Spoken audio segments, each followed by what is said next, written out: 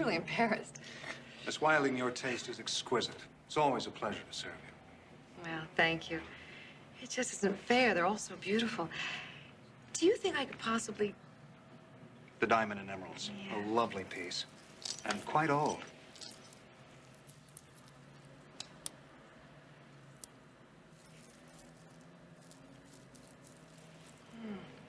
It's gorgeous.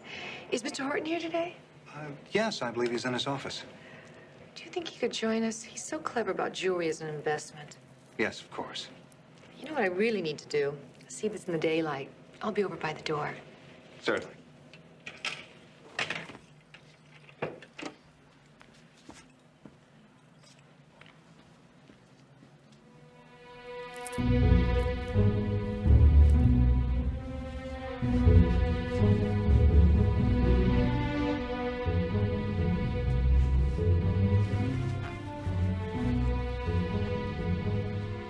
Good to see you again, Miss Wilding. You too.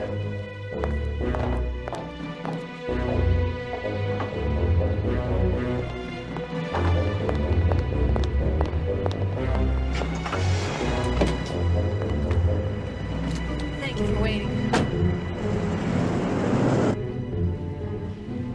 Where's Miss Wilding? She left What? When? just a few minutes ago. She couldn't have just walked out. She's got $300,000 for her bracelets. Since Mr. McCabe has a full schedule, let's move this along so we don't hold him up. That's an excellent idea. Thank you very much, ladies. Now, the first item for our charity fashion show is the music. Mr. McCabe, do you have any suggestions? Mr. McCabe? What? The music? Oh, music.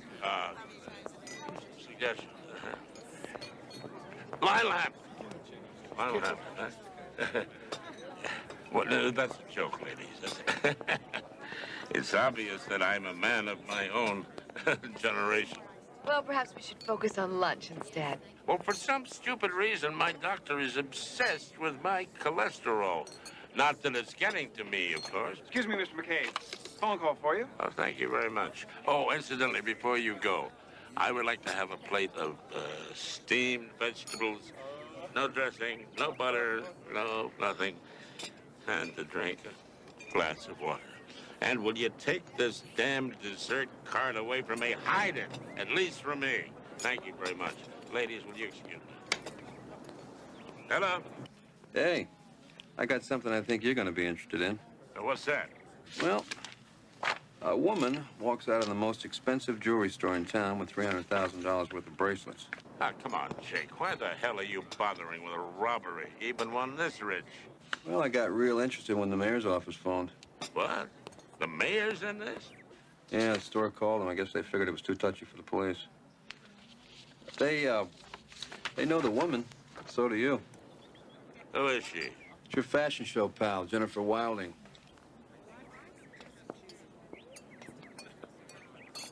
Oh, really? Well, when did they say this happened? About an hour ago. Her and the jewels walked right out. Oh, how very interesting, yeah. You don't sound well. You still on your diet? Oh, no. I'm in the middle of a meeting with Miss Wilding and her committee, and it started just about that time. You were with her?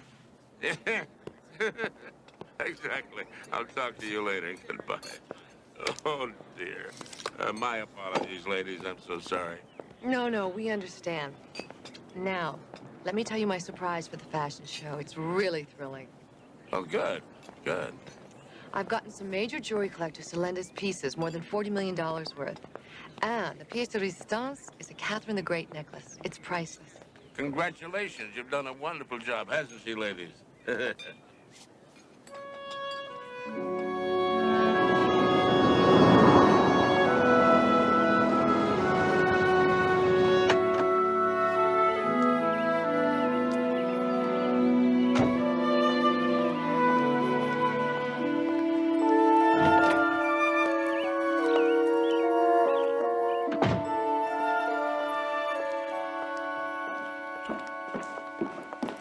Miss Wilding. Is something the matter? I I just didn't know you'd gone out. Nancy, you saw me leave for my luncheon at the club. But I just took your lunch into the living room on a tray, like you asked.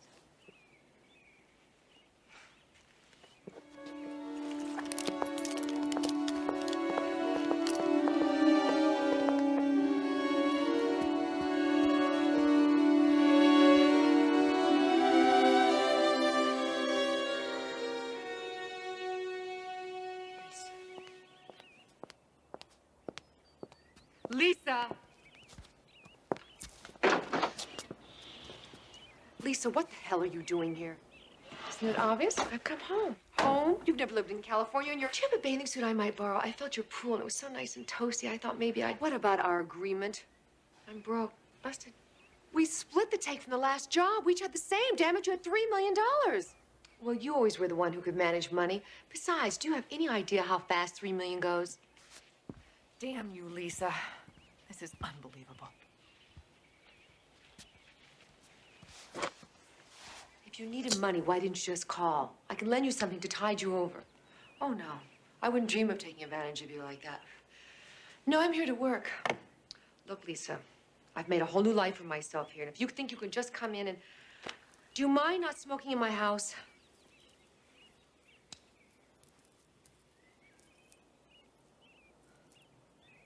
Those are real.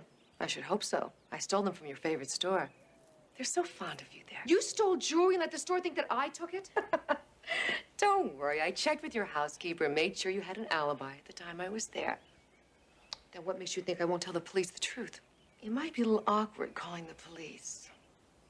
Not just explaining to your new society friends about me, but making the police understand about all those little robberies we pulled together brilliantly in Europe. It is delicious, isn't it? As a sample of what I can do to you if you're reluctant to help me. Oh, Jenny, don't look like that. Oh, I was only teasing. You know I'd never hurt you. It's just so hard for me alone. I need you. I really do.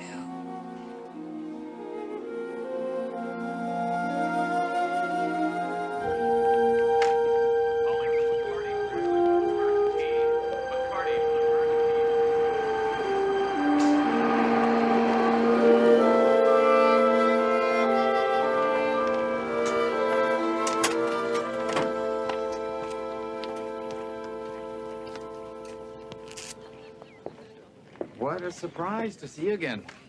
Except this really isn't a surprise. Excuse me? I came here today because I saw your picture in the paper about this fashion show. I'm sorry, have we met? Lisa, have you forgotten me? Along with your old name? Apparently I have. Thank you, I'm through for the day. Perhaps we could just have a cigarette and see if I can jog your memory, huh? Sorry, I don't smoke. Hey, you think this is amusing? I take you to my house in the country for a romantic weekend.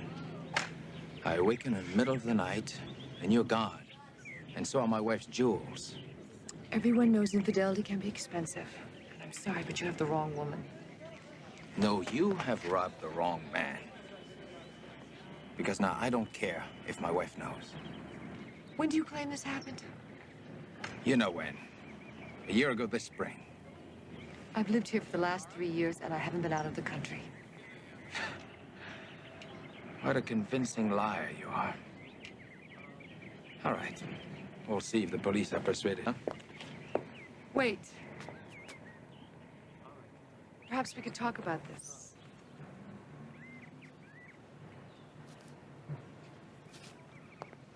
Of course he was upset. He wanted to have an affair. I said no. What about his wife's jewelry? Please, he's so cheap, she's lucky if she's got a single strand of faux pearls. No, I didn't steal anything from him. Except apparently his heart. Lisa, pay attention. He said he was going to the police. Just bluffing. To get you, or rather me, into bed with him. Oh, well, you saw how pushy he is. But don't worry. I'll take care of it. How? I'll talk to him. He can't intimidate me because I know the truth. I'm afraid I do have some bad news for you. What? I fired your housekeeper. What? Well, the woman's not a complete idiot. Sooner or later, she was bound to figure out there are two of us. But you're not staying. do you suggest I wear to take care of this nasty Baron?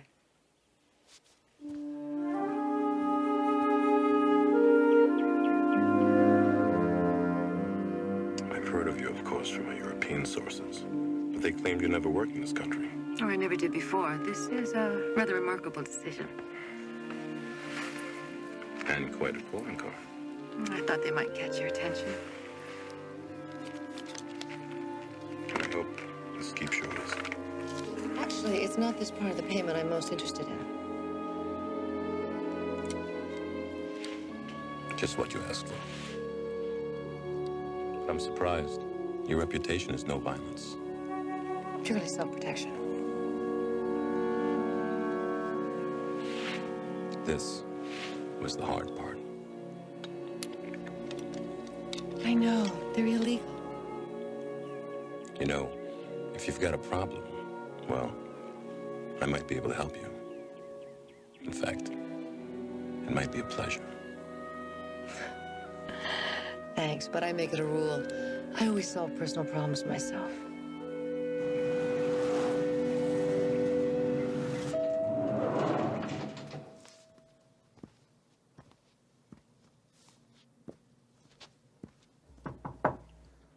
Come in.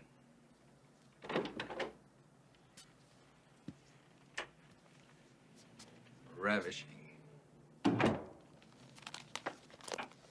I was agonizing, wondering if you'd really come. You don't seem to have had much doubt.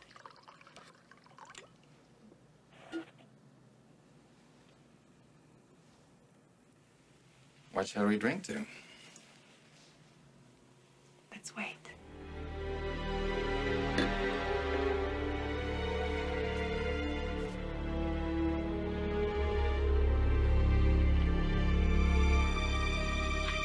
That's incredible. This woman really looked like me. Yes, the store personnel were all questioned, and they all were positive. Now, when did all this nonsense at the jewelry store happen? Around lunchtime. And that's when we were together at the committee meeting. Well, the answer's obvious, isn't it? It is? Of course. Some woman may be an actress or a model with a superficial resemblance to me, makes herself up, does her hair, passes herself off. It's the only possible explanation. I suppose you're right. Well, thank you for taking the time to come in, my dear. Oh, not at all. Fabulous dog. Oh, such beautiful eyes. Oh, yes. They're a wonderful blue. What a strong face. Yes, it is a strong face, isn't And yet so sensitive. it? Remarkable. You know, there are some people who say that there's a marked resemblance between Max and me. Physically, that is. Yes, I think I see it. Your perspicacity is amazing, my dear. Well, thank you. Bye now. Bye.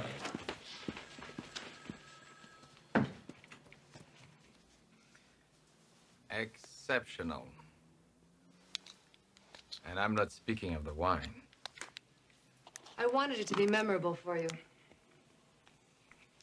It was. But somehow What? I thought you didn't smoke. That's because I was a different woman at the club. You were with my twin sister then. You're joking. I wish I were. You see, I'm afraid she was very upset when you mentioned the police. That's why I wanted this afternoon to be the best you ever had. But why? Because it was your last.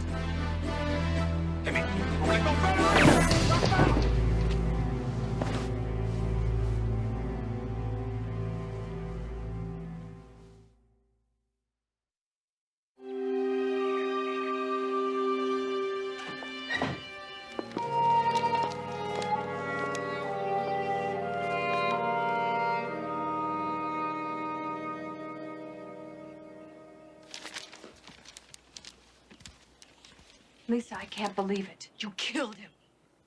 What? Jennifer, what are you talking about? Don't lie to me. Not this time. Not about murder. You're joking. You don't really believe that I know you did it. You didn't even try and talk to him because you took a gun with you. God, you even made love to him first, and then you killed him. Didn't you? Ah! Didn't you?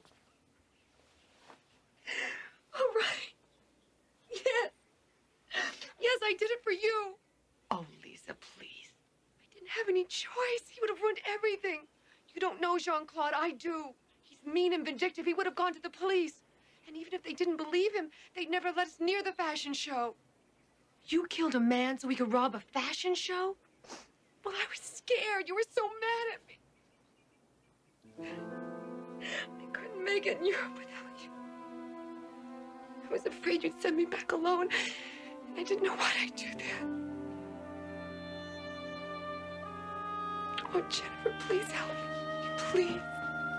If I help you, if I do one last job with you, will you promise me, I mean really promise, that you'll leave and never come back? You mean never see you again? Never.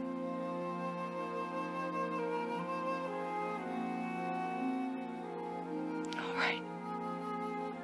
And something else.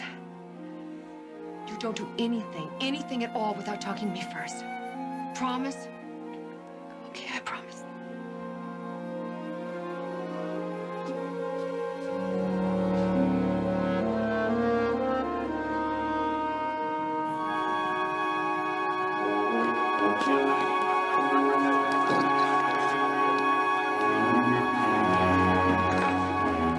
What the hell is going on around here? Mr. McCabe, What? excuse me. Who are you?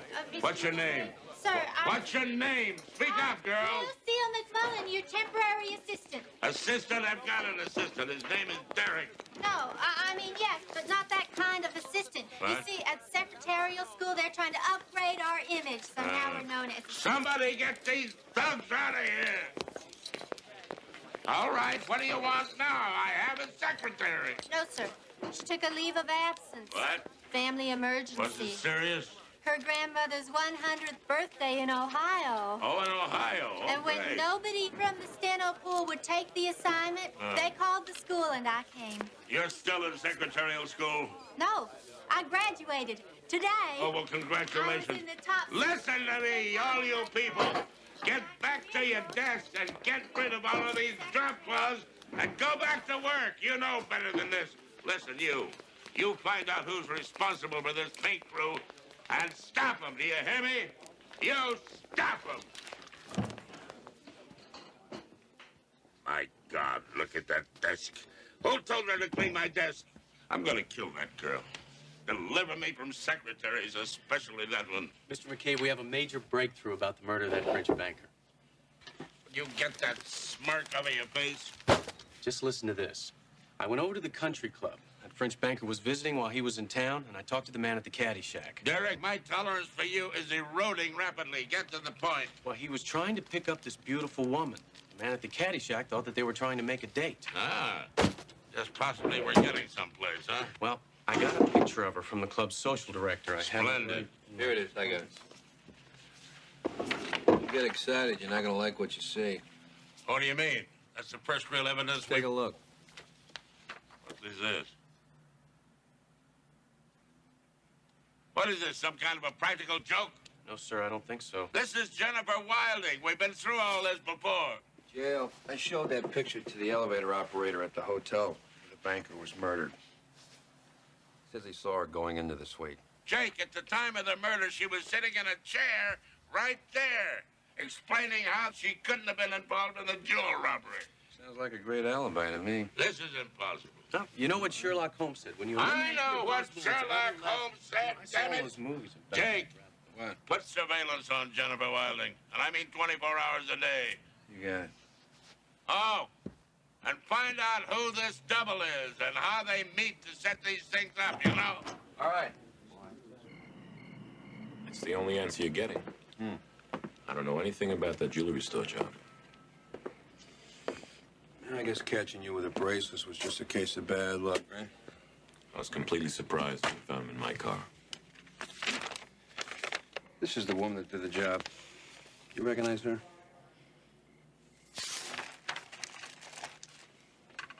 No. Oh. About that. I don't even know what that is. You don't.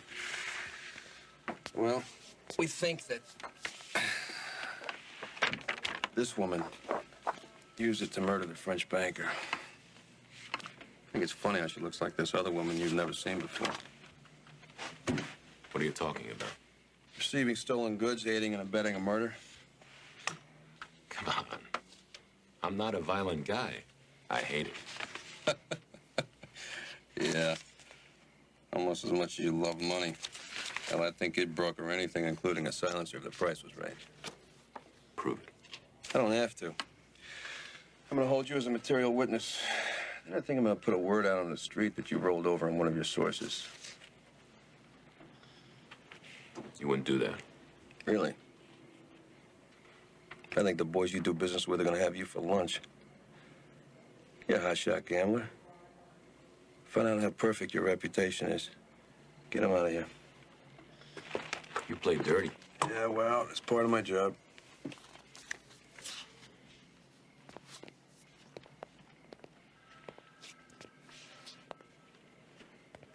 About this.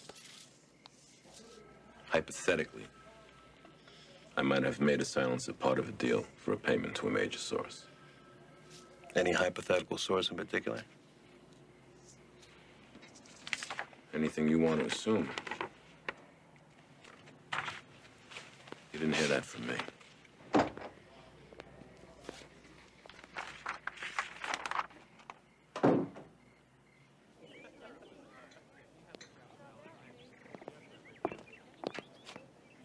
I'm sorry, I didn't order anything. Compliments of the gentleman.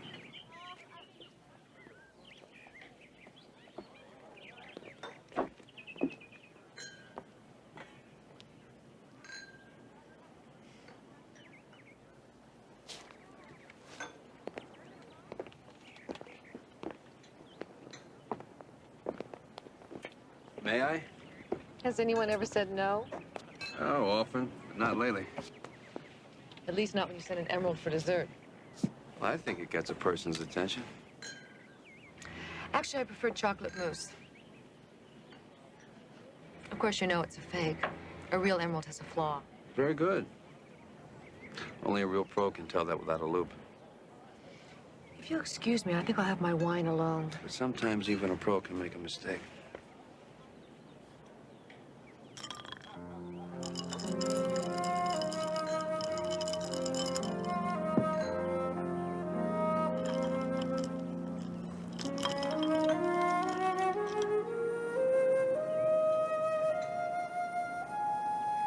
Magic. It's also real, by the way. I can tell. But I'm sorry, I don't accept even real diamonds from strangers. I didn't say it was a present. It's my calling card. I know what you do for a living. I deal in special jewelry, the stolen kind. Your old contact's out of the picture. From now on, you'll be dealing with me.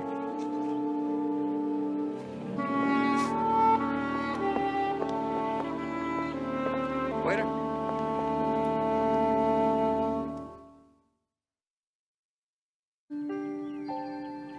Jennifer Wilding came here from Europe about 3 years ago. Before that, nothing. Oh, come on. She's famous. Only after she came here. European police have never heard of her. Neither have the FBI or police in any major U.S. city. I used her fingerprint off her driver's No license. family, no old friends? Zero. Seems the first person to meet her when she came here was her banker. Yeah? Well, he describes her as enchanting and discreetly rich. Seems all her money comes in wire transfers from a Swiss bank. Only somebody with an incriminating past is that clean. The woman's hiding something. Find it.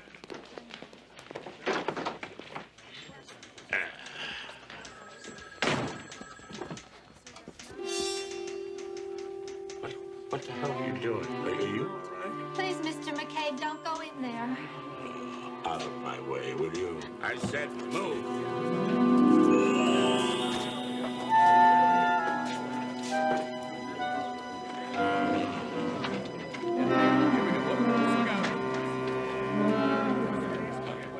How could this happen?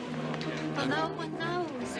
I can't find out who started the work order or who authorized it. When I call the supervisor, they put me on hold. And I can't... Well, don't worry about it. Everything's gonna stop right now. Right now! All of you stop everything and get out! Do you hear me? Too late. What? Once the work order's gun they have to finish. Union rules. Union rules. Maybe you could just take a long lunch.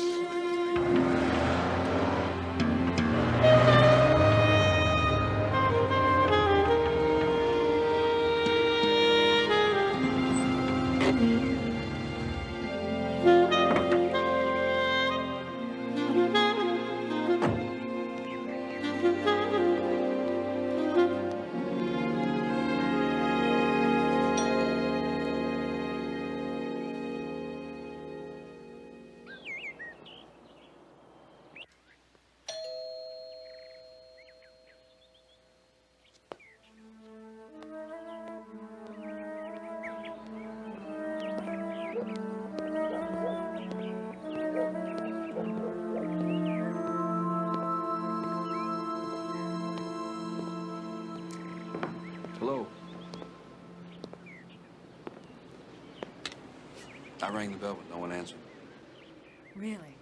You don't look like you're selling encyclopedias. Mind if I have a cup of coffee?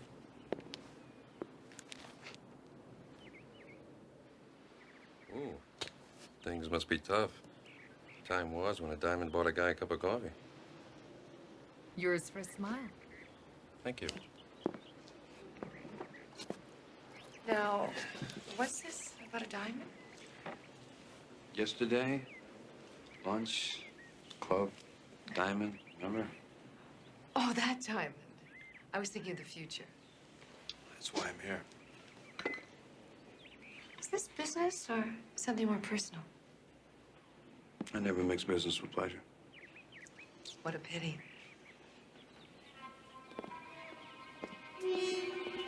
Oh, damn. Damn, it's silk and coffee stains. Here, let me help you with that.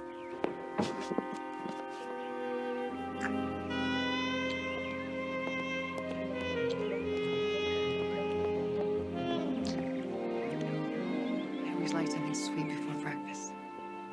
I'll be right back.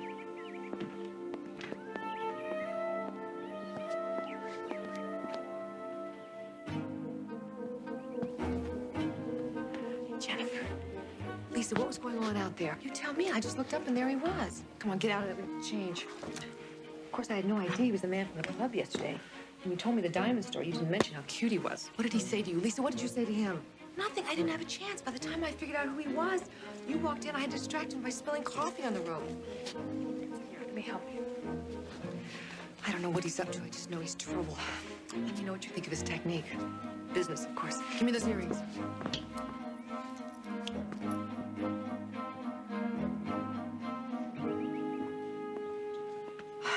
Sorry, I'm not usually so clumsy. Now, where were we? Business and pleasure. A debate on which comes first. And then I've got an easy answer, neither. You don't leave me much room to negotiate. How much negotiating can you do in 30 seconds? The time will take you to walk out of here, leave, and never come back. Got awfully cold in here all of a sudden. Let me show you out. When I said we were going to be in business together, I meant it. Not half as much as I did when I told you I don't know what you're talking about. One more thing. Just make it goodbye. Stay away from the fashion show. Job's too big for you. There's going to be cops everywhere. Besides, the DA's got his reputation on the line. I'm glad you mentioned him, because if I ever see you again, I'm going to ask him personally to... I'm sorry.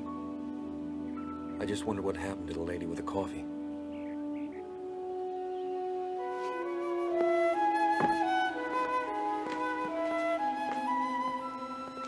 Lace is back, and not just in slips or teddies. The latest look for After Dark makes the most of this fabulous filmy fabric, huh?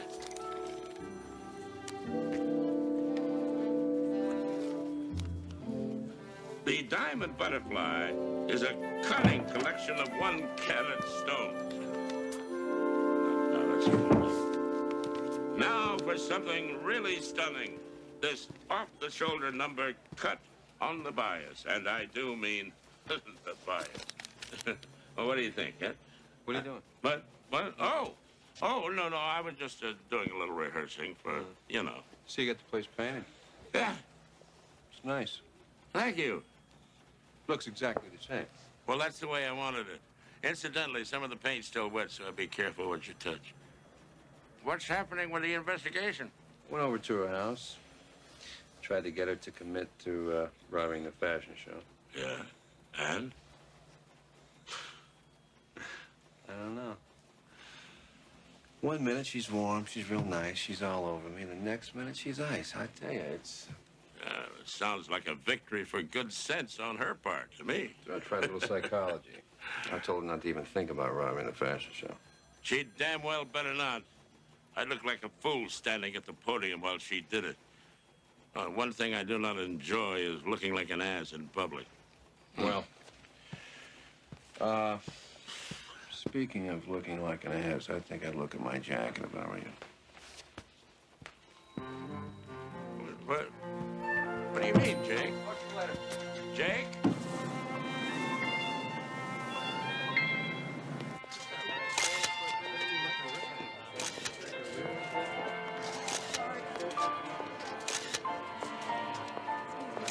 Thank you.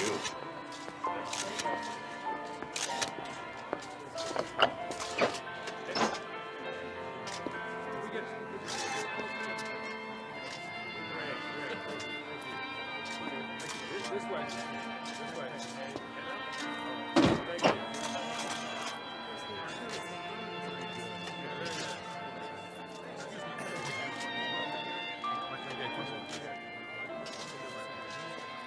Okay, let's go. We need to stop down.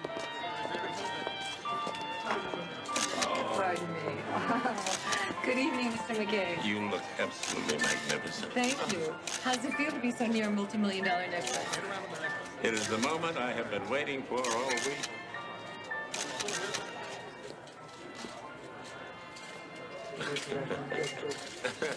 All right, here we go. Ladies and gentlemen, if you're ready, we'll begin. Time to make history, Miss Wilding. Turn the lights back on. Don't anybody move. There it is. Oh my God! Miss Wilding. Somebody's going right at us.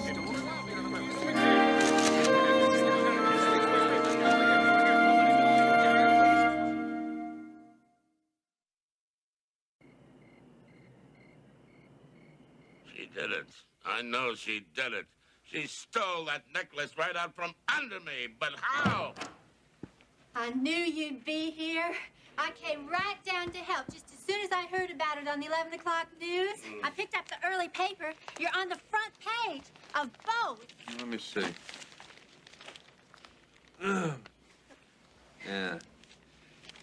Jewel thieves put DA's lights out. And this one says, DA with red face and empty hands. I like it. It's catchy. I had no idea you were so photogenic. And there are more pictures of you inside. Do you think just possibly that you can stop being helpful long enough to make some coffee? Of course. But first, I just want to say that I, for one, am behind you 100% all Coffee, the way... black and strong. But please take your time. No cream. No cream, that's right. Jail? What? Look at these pictures. Come here. What is it? Watch. I'm following her. Yeah? Look at the dress she's wearing. That? Strapless velvet ball gown. The belt on the dress. See the belt? I don't get it. Yes! I see what you mean. Lucille! Can somebody tell me what's going on? Lucille, get in here. Forget the coughing and the judge on the phone. Wake one up if you have to. I need a search warrant. And call the police. I want them over at Jennifer Wilding's house.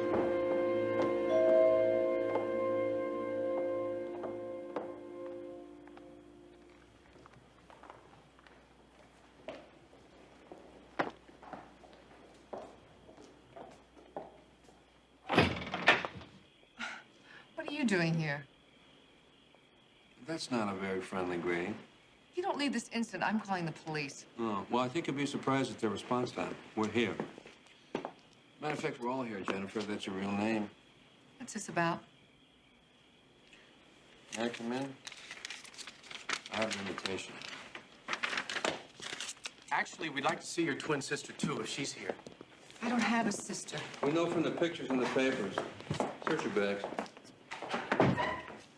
See, the belt buckles are different in the pictures that we have. In one, it points to the left, and the other points to the right. Are you crazy? No, see, a person's belt buckle always points in the direction of their predominant hand. Right if you're right-handed, left if you're left-handed. You and your twin are mirror images, aren't you? I told you I don't have a sister, twin or otherwise. I found it. It's too bad. I just want to make sure I'm arresting the right woman. What for? I have no idea how those got in my suitcase. Don't worry about the necklace. It's paste. Mr. McCabe knew you'd try to steal it, so he switched them before the show. Then what are you arresting me for? Murder. You're the woman that shot Jean-Claude Armand. You have the right to remain silent. Anything you say can and will be used against you in a court of law. You have the right to an attorney. If you can't afford one, one will be appointed for you. And how are you employed by the hotel? I'm an elevator operator for the luxury suites only. Now, on the day of the murder, were you on duty? Yes, I was. See, I'm working my way through college, so I get to work right after my last class. And that day, I got there at 1 o'clock. And did you see anyone come up to the suite where the murder took place? Yes, I did. See, first I took up the dead man, and then about 20 minutes after that, I took up the woman. And then I'd say an hour after that, I took her back downstairs. Did you actually see this woman go into the suite where the murder took place? Yes, I did. You see, the hotel only has 10 of these luxury suites, so I'm never really too busy. And nobody was buzzing at the time, so I didn't have anywhere to go. And she's a beautiful woman. I enjoyed watching her walk away. Could you identify that woman, please? Yes. Is she present in this courtroom today? She's sitting right there. Point to her again. Right there. I see. May the record reflect that this witness has identified the defendant. The record will so reflect. I have no further questions, Your Honor. Does the defense wish to cross-examine? Not at this time, Your Honor. You may step down. Mr. McCabe, call your next witness. Oh, well, that concludes the people's case in chief, Your Honor. Thank you. Mr. Reed. Your Honor, at this time, the defense calls as its first witness the District Attorney, Mr. J.L. McCabe. Son of a... Mr. McCabe, if you have an objection, the court would like to hear it. Well, I was merely reflecting, Your Honor, that I have no evidence that can possibly be helpful to the defense. Well, on the contrary, Your Honor, Mr. McCabe's testimony will, in fact, clear my client. With that representation, the court will hear this testimony. Mr. McCabe, please be sworn and take the stand. Do you swear to tell the truth, the whole truth, and nothing but the truth? I certainly do. State your name for the record. J.L. McCabe. Sir, please state your full name for the record. Jason Lochinvar McCabe. Please take the witness stand.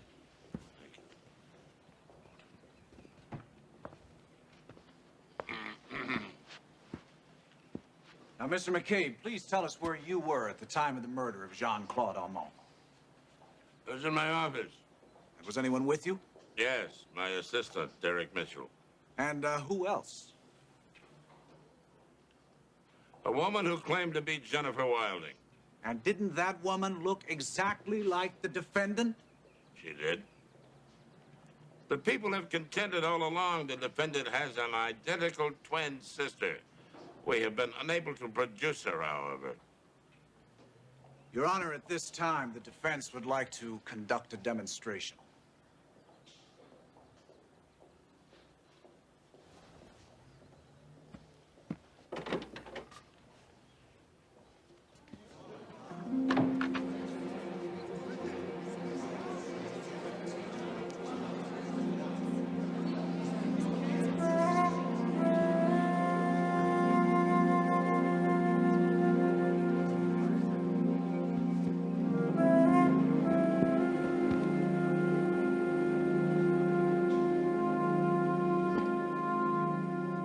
Mr. McCabe, is it your contention that while one of these women was in the office, the other was committing the murder? It is. Well, if that's the case, would you please tell us which one of these women was not in the office? Because it follows, therefore, that the other is innocent. Mr. McCabe, please identify the innocent woman. I cannot do that. Your Honor, since Mr. McCabe can't convict both of these women and then flip a coin to decide which one gets punished, the defense moves that all charges against my client be dropped. Mr. McCabe, do the people object? Not only do we object, Your Honor, we have a rebuttal witness to this trickery by the defense. With the court's permission, we would like to take this witness out of order. So ordered. We call the defendant's sister. Now, Miss Wilding, you and your sister are very close, aren't you? Yes. In fact, more than close. As an identical twin, isn't there a very special bond between you? Our parents were killed in a car crash when we were less than a year old. We've only had each other. And you'd do anything for her, including helping her escape being punished for first-degree murder? Objection. Argumentative, Your Honor, assumes facts not in evidence. I'll rephrase the question, Your Honor. You don't want to see your sister convicted, do you? Of course not. But we have an eyewitness who positively identified one of you as the woman he saw entering and leaving the suite at the time of the murder. And one of us was in your office at the time of the murder. Exactly. So it stands to reason that whichever one of you wasn't at my office was the woman our witness saw, the woman who murdered Jean-Claude Armand. You were in your office, Mr. McCabe. Can you tell us apart? I'm sorry to say I cannot. But I was sure there were two of you. I was also sure your sister's lawyer would pull this stunt of producing you and challenging us to tell you apart.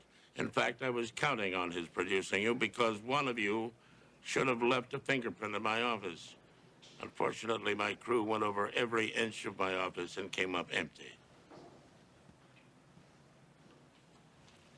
Until I remembered this. It's my dog's collar. I would like to have my dog Max's collar marked as People's next in order. Objection? This evidence has just come to attention from the lab, Your Honor. Objection overruled. Thank you. You see, the twin who was in my office gave Max a scratch, more than a scratch, rubbed his neck. Max was in heaven. And that woman left a fingerprint on Max's collar. But when we fingerprinted the defendant, it didn't match. However, the print on the collar did match the print on your driver's license, Jennifer. It was your print on the collar, and it's a perfect match. You were in my office while she was committing murder.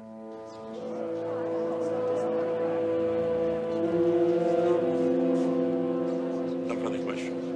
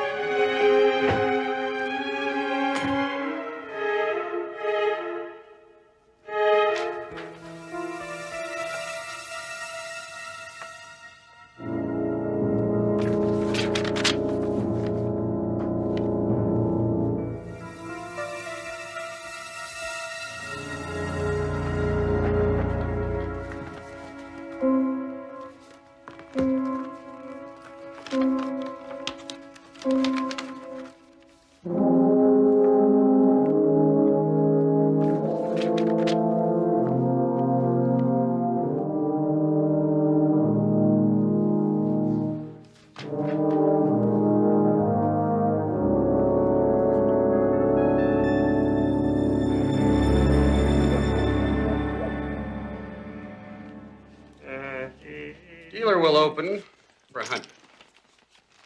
I'm in. Mr. Jennings, I might just be persuaded to see where this all leads, so I'm going to raise 500. I'm out. Phone. Is just the three of us? I didn't become an old dog by playing bad cards. Enough.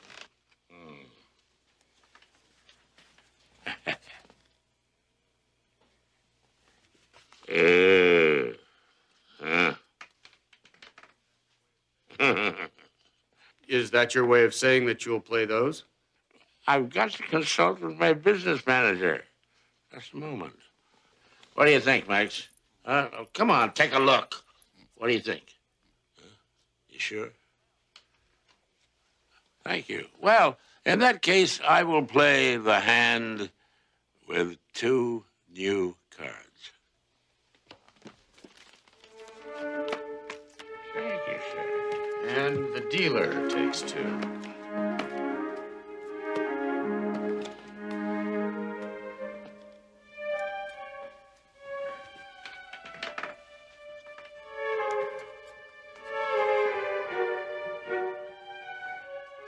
Well, no guts, no glory. Unfortunately, no cards. That's evening. Gentlemen, thank you. What a lovely way to end the evening, huh? Yes, indeed. Oh, good, you're back. I just finished. Oh, thanks. Good night. Good luck on the appointment. Oh, please, that's very premature. Mr. Duncan has a lot of good years left as president. That's not what I hear. And believe me, the coffee room knows everything. Maybe, but it's just bad luck to say it out loud. Mr. Duncan will call you. You've got my word on it.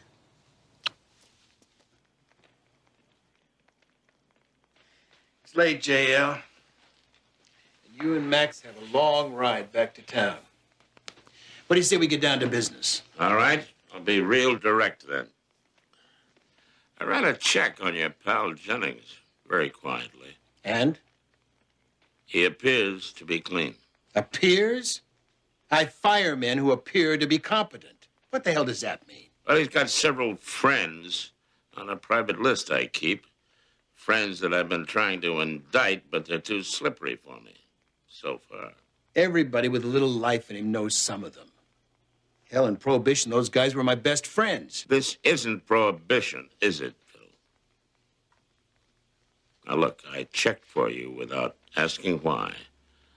I was glad to do the favor. But I gotta tell you that my curiosity is real itchy. Sorry, JL, I can't scratch it. It's very confidential. Well, good night, Phil. Wait a minute. I wasn't including his card playing. What? The man's a cheat. He was dealing a stacked deck that last hand. But you won. Because I took cards. Your vice president expected me to stand pat. The cards I took, he needed for his own hand. He wound up with garbage. You didn't say anything. Hell no. I took the pot instead.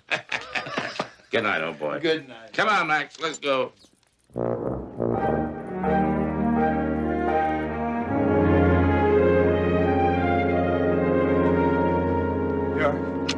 You're picking Jennings instead of me? That's what I heard myself say. And I never talk for my own amusement. The man has no idea how to run this company. He's illiterate in finance. He's tough, Ned. And you're not. What he is a crook. He's tied in with the mob. You don't know that. He's capable of anything. I built this company from nothing. And I didn't do that to turn it over to somebody who'd negotiate everything away to the unions. That's not fair, Phil. Nobody's worked harder for you. And maybe nobody will work harder for Jennings. Because that's who your future's going to depend on. So you better get used to the idea.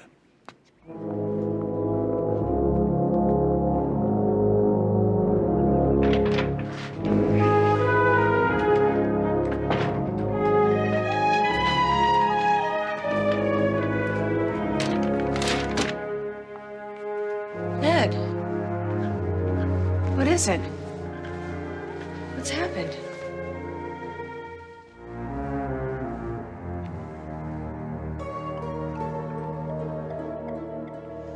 Damn him. Damn him. It's not possible. It's done. The old fool. Has he lost his mind? Jennings is completely unqualified. That's what I told him. Didn't you tell him you know that Jennings is blackmailing him? Oh, how? Am I supposed to tell him that I found out while I was breaking into Jennings' office and rummaging through his desk? Yes, because that's exactly why that old man is giving him your job. I haven't told you the worst part. You all but told me that when Jennings takes over, he's going to fire me.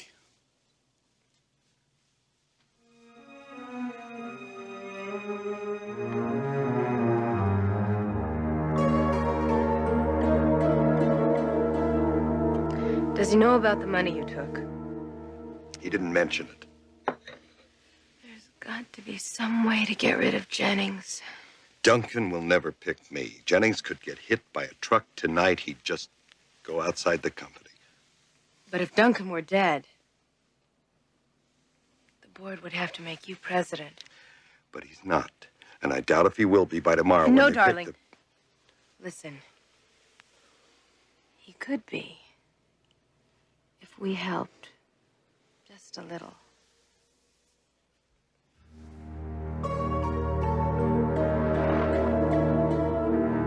So, what do? Sit around here and do nothing? While we lose everything we've worked for? Do nothing? While he shoves you out for that crook? You're not serious. You said you killed a man once. In the army.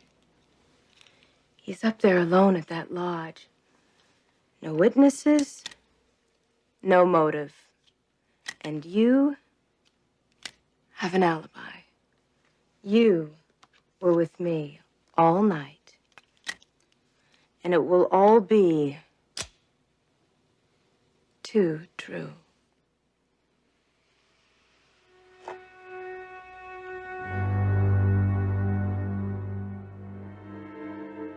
don't know if I can. Let's find out.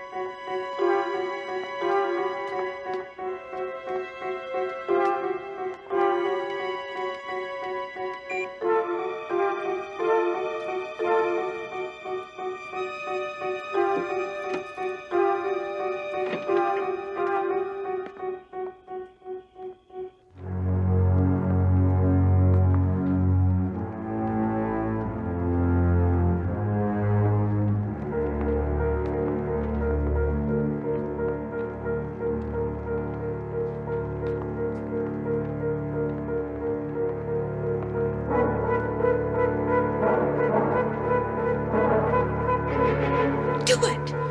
Shoot him! Shoot him!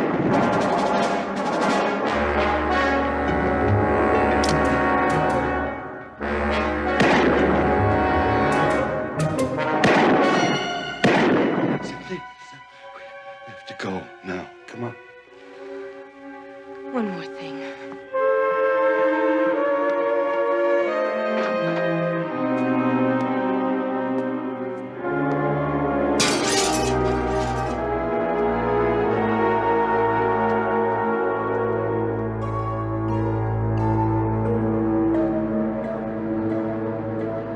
Good morning, Caroline. Oh. Is Mr. Duncan in yet?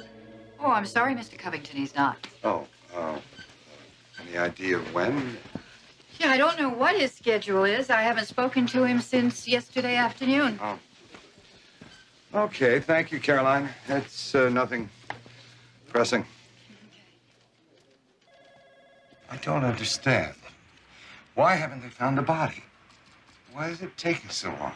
Darling, it's only been a few hours. The caretaker probably hasn't even checked the house yet. Shouldn't we do something? Shouldn't we? No. Absolutely not. And unless you want to come home for lunch. I'd like that, but I'd better stay. Ned, excuse me. I understand you were looking for me. Oh, no. No, Ned, are you all right? You look terrible. I'm fine. Excuse me, Mr. Duncan? What is it? Detective Morgan. Homicide. What can I do for you? We hear about a murder. What? Who? Your caretaker up at your lodge. He found the body. It's one of your employees. Carl Jennings.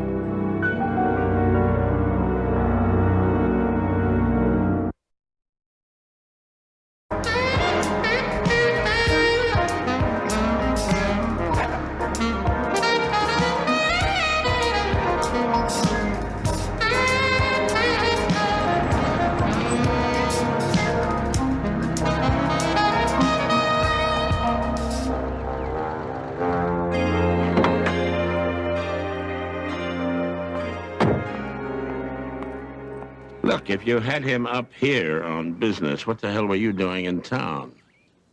Personal. Came up all of a sudden. Oh. Edna? How is she, Phil? Oh, some days are better than others. Some days she's almost her old self again. Hey, JL. Oh, this is Jake Stiles, my investigator, Phil Duncan. How do you do? How do you do? It's a hell of a place you got here. Oh. Well, the corporation owns it, actually. We use it for meetings, seminars, retreats. It's very private. Anybody live on the property? Just the caretaker. He has a house about a quarter-mile up the road. Who else knew Jennings was going to be out here, do you know?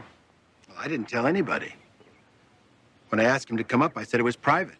Of course, we don't know if he respected that or not. Phil, will you excuse us for just a minute? I got to talk to Jake about something.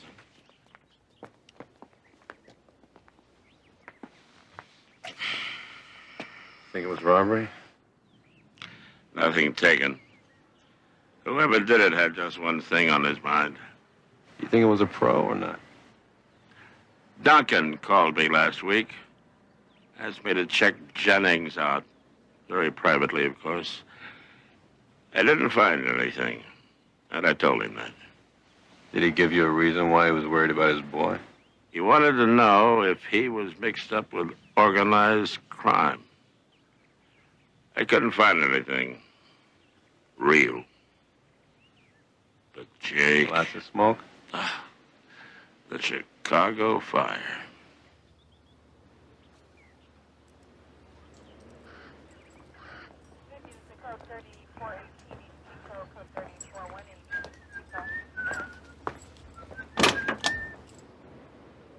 Damn. Sap.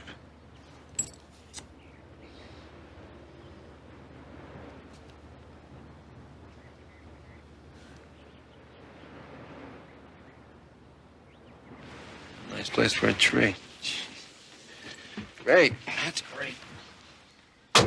Thank you.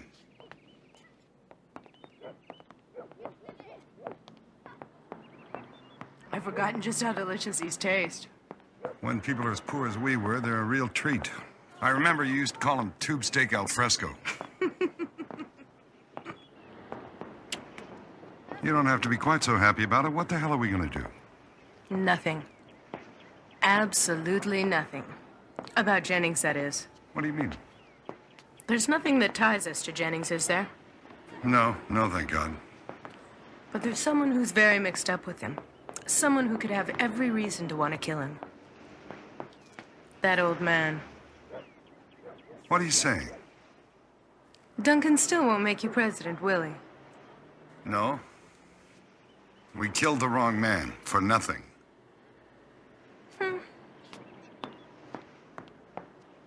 Not exactly. It's so simple, darling.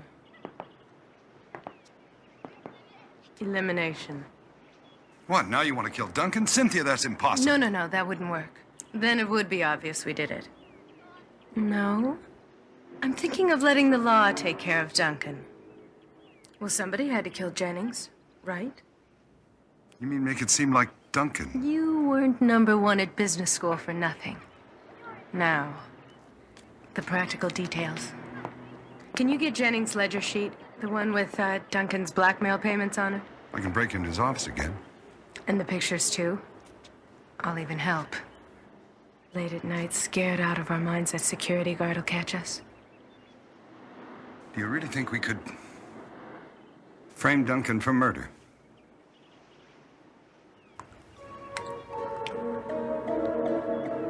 Why not?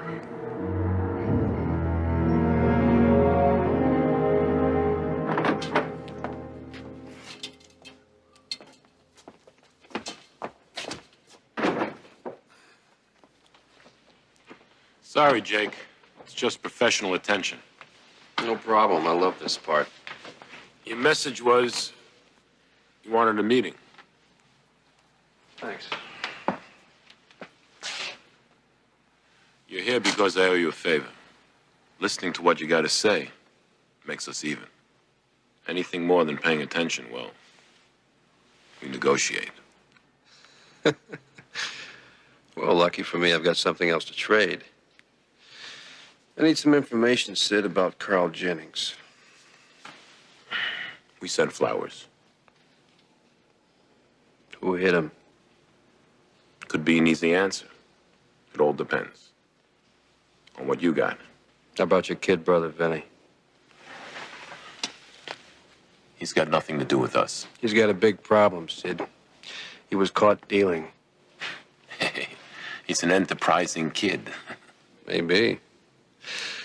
But, you know, Sid, even in the country club kind of jail where he's doing time, they kind of frown on inmates selling dope. What's that got to do with Jennings? You help me, the DA puts in a good word for Vinny, and maybe he doesn't go to a real jail. You wouldn't do that.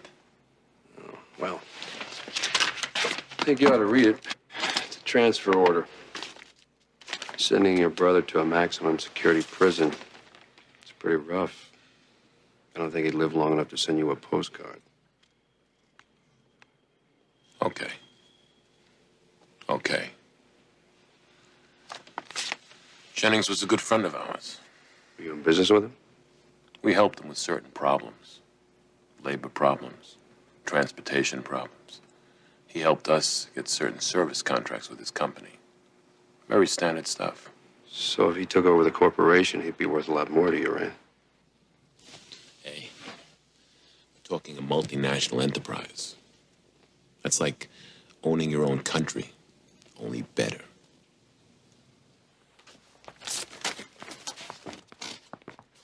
We'd be crazy to kill him. And Jake, we may be crooked, but we sure ain't crazy. Now, about Vinny.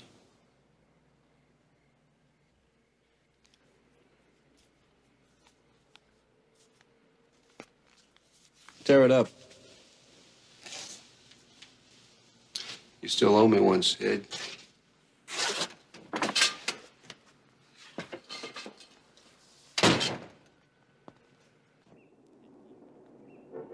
I checked Jennings' bank accounts.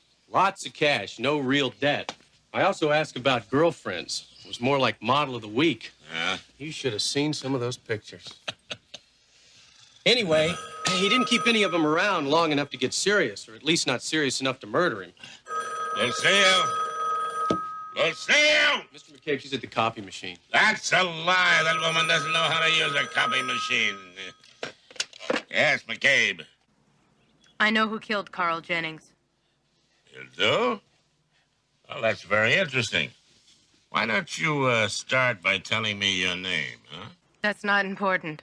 All that counts is I want Carl's killer to pay. Sorry, I don't take anonymous phone. Carl was blackmailing Phil Duncan.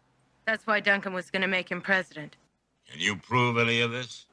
You'll get the proof soon. Well, now, let me get this straight. You're saying that... What was that? not sure.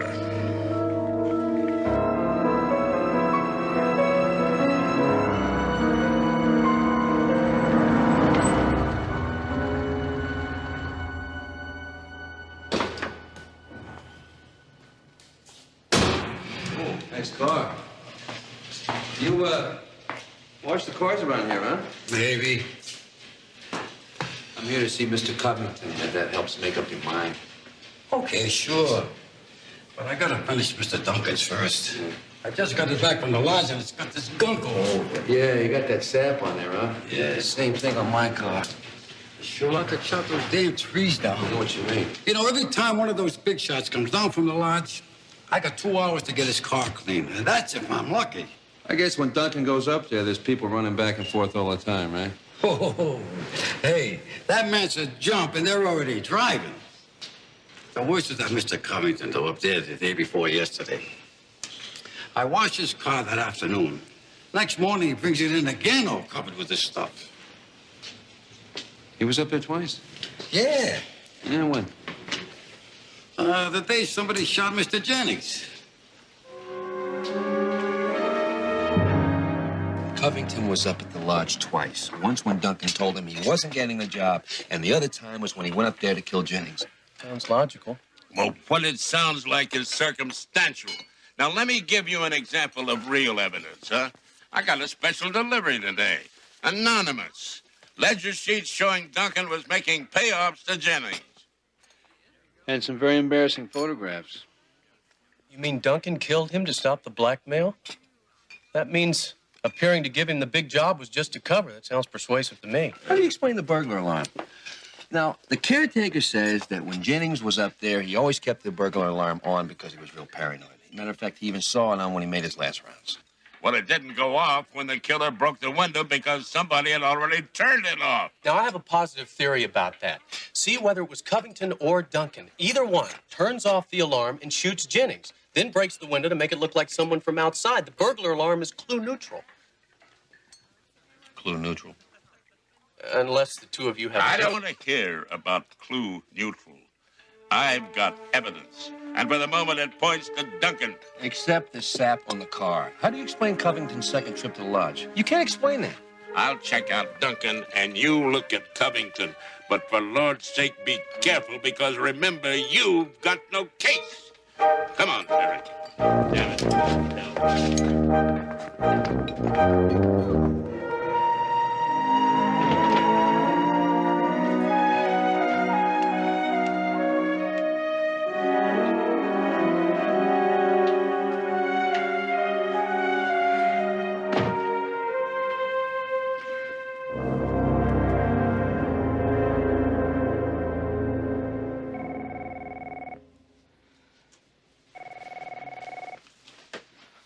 God. We've been robbed. But how? Call the security guard.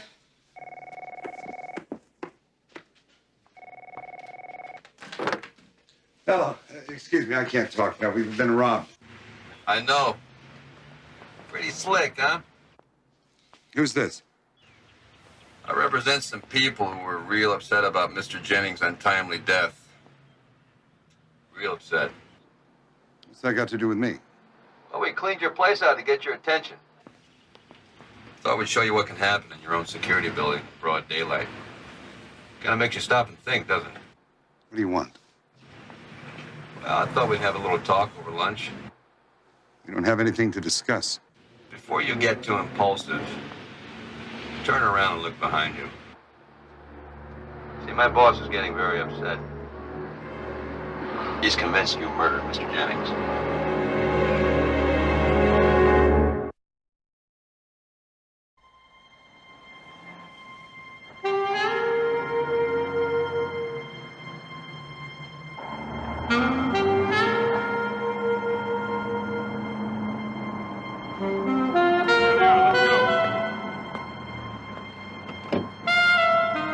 Get the other door.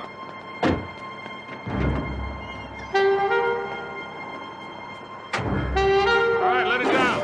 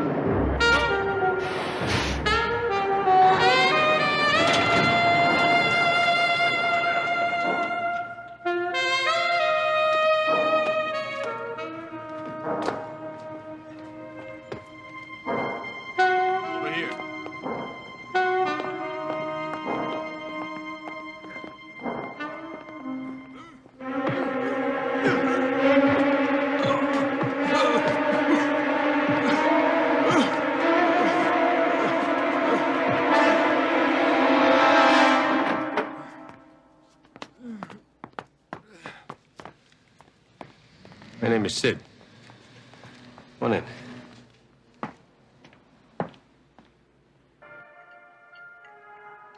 Chateau Charmant, 1958. $180 a bottle, but what the hell, I think it's a special occasion. Let's just stop it. It's a good wine. You should know it came from your wine closet. As a joke. I knew you had it, so I thought we'd have some here to make you feel at home. What is it you want, Sid? Exactly. I like you people. And I mean that sincerely. Ned, I'd like to see you become president. I think you'd do a hell of a job. The only reason we came is to get our things back with as little trouble as possible. You return them, we're perfectly willing to forget the whole thing. You mean that?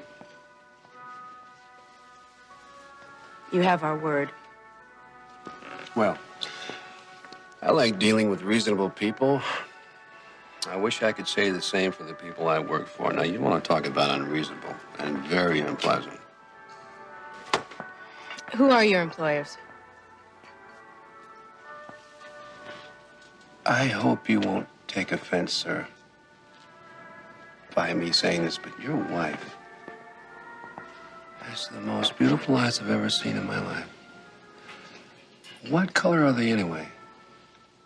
They look like they're blue, but then there's this little green. Why don't we cut through this? We didn't kill Mr. Jennings. We don't know who did. Oh, I understand completely. Personally, if it was left up to me, I would be willing to forget about the murder. I realize it was the only alternative. You really didn't have a choice, Ned. You feel you deserve the job. One thing leads to another, and things just don't work out. We're leaving.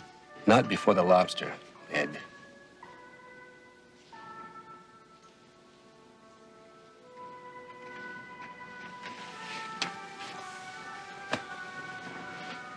Besides, I have to finish my speech. My people would be very disappointed if they felt you didn't want to hear their message. Now, as far as I'm concerned, I say no hard feelings, but my boss was really looking forward to working with Mr. Jennings. Now, I'm telling him we can have the same arrangement with you. I'll tell you what. As soon as I'm appointed president, we'll sit down and discuss the deal. That's just what I wanted to hear. But there's one small detail. Unfortunately, because of what's happened, my boss is out a large sum of cash. Carrying costs. You see, he has to wait till the new president takes over. You understand that? No, we don't understand. Let me explain it to you. It's a little embarrassing, I must admit. But he's willing to let things stand. Meaning that you take over for Jennings. If you pay his out-of-pocket costs. Which is $250,000. He prefers cash. That's impossible. Even if we could raise that kind of money... I really appreciate the fact that it's tough for you. I really do. If it was left up to me, I'd say pay me once, you got the job. Because I know I can rely on your word. But my boss, well, my boss, he has no sense of trust. Let's just leave it at that.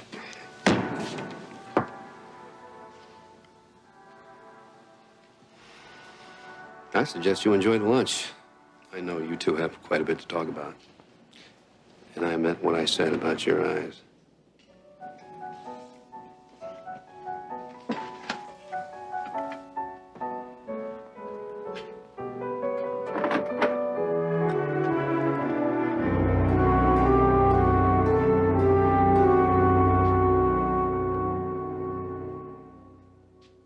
Where'd you get this? Duncan, what's important is where you were when Jennings was shot. I was with Edna. She was having one of her attacks, so I went back to town. I told you that. And that's a lie. Phil, I checked with Edna's nurse. I'm going to ask you one more time. But maybe you want to call a lawyer first, huh? I've got nothing to say except I didn't kill Jennings. Look, you've done nothing but lie to me from the beginning. Damn it, man, tell me the truth. It's too late for anything else. He was bleeding me white, but he wasn't satisfied. He wanted the company, too. That's why I asked you to check on him. I thought if you could time to organize crime, I'd have an out. But I couldn't. So you killed him. No, I didn't. I was with her.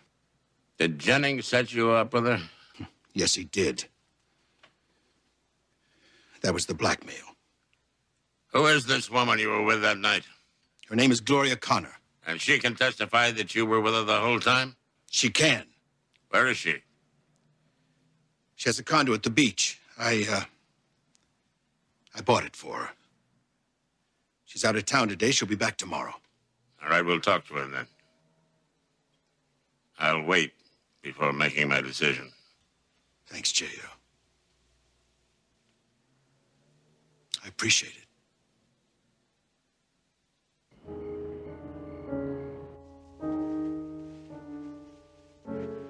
Cynthia.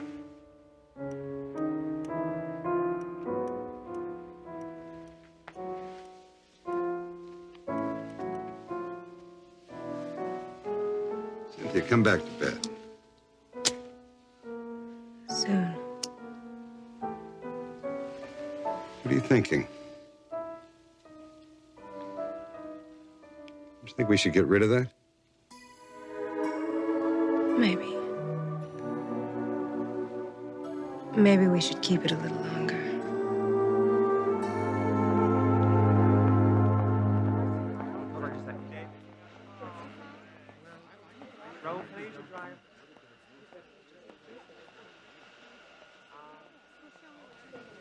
Gloria Connor? Yes? We don't have much time.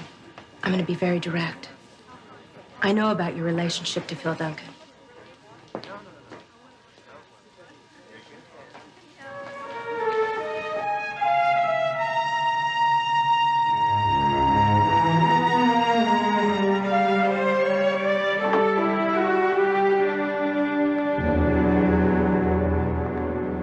Gentlemen, I forgot to ask you to stop here while I call up to the party you're here to visit. We're here to see Miss Connor. She's expecting us. I'm sorry, there's some mistake. Phil, let me handle this. I'm J.L. McCabe, the district attorney. Miss Connor has some information for us. Oh, that may be true, sir, but you won't get it here. Why not? She left. About an hour ago. You're wrong. I talked to her this morning. She's expecting us. All I know is she left here, took all of her luggage with her. But where'd she go? She didn't say. Well, she must have said something. She must have left a message for me, or... All she told me was she might be gone at least a year.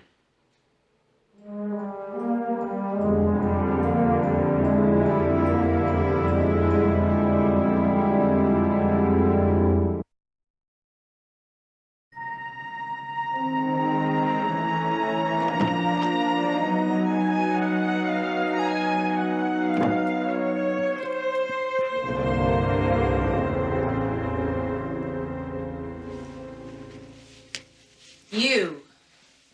Hey, what is it with you people? You're out to all hours of the night? Well, I don't know how you can do it. What in the hell are you doing here? Tell you, I can't keep these kind of hours. I got to get up in the morning. Listen, I made myself some coffee.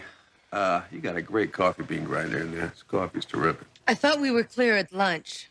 We have nothing to tell you or give you. Cindy, honey, let me share something with you. I cannot go back and tell my boss that. He's got a very, very bad temper. Maybe you'd prefer to tell your story to the police. Ned, I think that's a hell of an idea. I think you ought to go pick up the phone and call them. I have to tell you, though, I'm a little hurt because I am coming here as a friend to find out how you're doing raising the $250,000. We explained. There's no possible way we can raise that kind of... Look, I think a couple of young, enterprising people like yourselves should be able to work it out. And by the way, I think this frame you're building around Duncan is terrific. I love it. The investigation of Phil Duncan is ridiculous. I know he's innocent.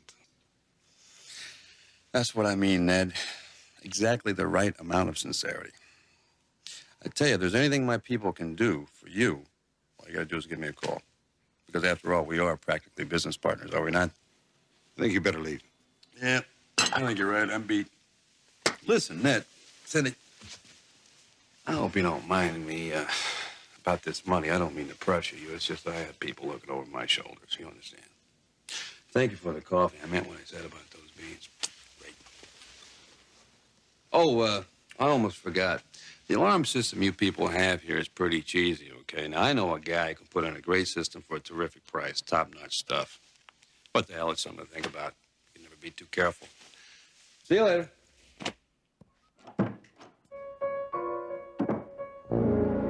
$250,000, Mr. Duncan. Cash. Tomorrow afternoon. What the hell is... Who are you? A friend of Gloria's. She's very sorry she left without saying goodbye. Where is she? Traveling. In fact, that's why she asked me to call. Her trip is turning out to be much more expensive than she planned. She wants money to come back. Hardly. She won't be coming back. But she does have something to sell you. She has nothing. A piece of evidence that will convict you. That's impossible. I'm innocent. That's for a jury to say.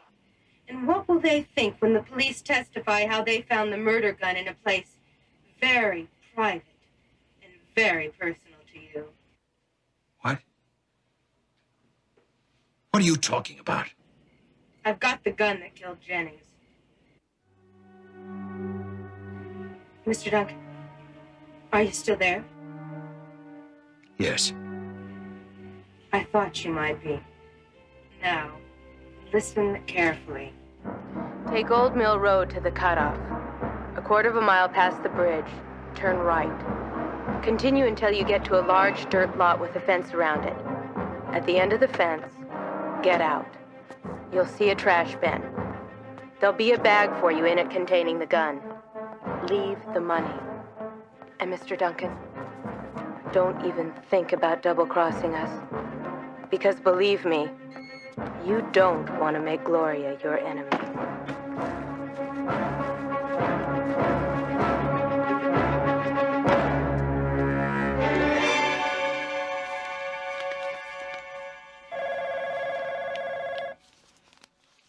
If you answer it now, I'll break your arm.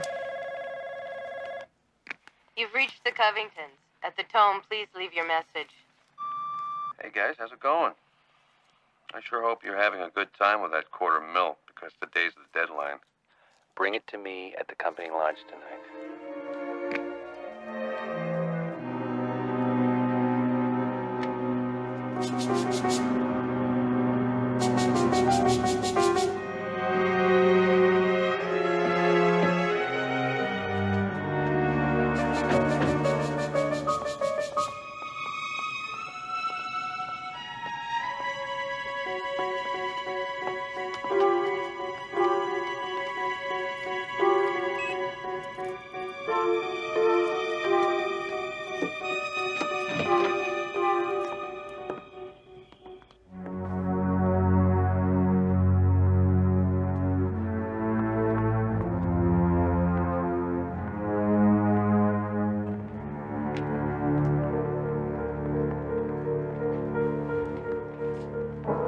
Sid, here's a $250,000 you asked for.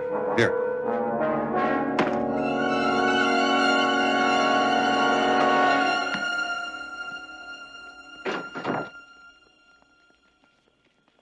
Told you with the lights out, they couldn't tell it was Jennings and not Duncan. Okay, this man is a crook. He made us come up here. Game's changed. Now it's called you're under arrest. Duncan told me about the blackmail call. We marked the money he dropped off. Whoever left the murder gun for him has that money. I wouldn't be surprised if it's the same money that's in that duffel bag. We had no reason to kill Jennings. Phil had already made it perfectly clear that I wasn't going to be president regardless. At first, it didn't make any sense to us either. Why would you have shot Jennings? Then Detective Stiles realized about the lights. Came back up here the other night. About the same time we figured the murder took place. Just the firelight, it's very hard to tell who's who and what's what. the same mistake twice. No, Jake. You made just one mistake. Murder. Most foul. I caught a secret in the air tonight. It danced around like a flickering light. A whisper in the wind, it softly spoke. Promises woven but never broke. Oh, the stars, they sing your name. In their glow, I feel the flame. Every shadow hides your trace, but I still see your face. The moon's a mirror reflecting your gaze. In its silver glow, I'm lost in a maze. A melody lingers, it won't let go. Like a river's current, it starts to flow. Oh, the stars, they sing your name. Nothing but the truth, so help you God. I do.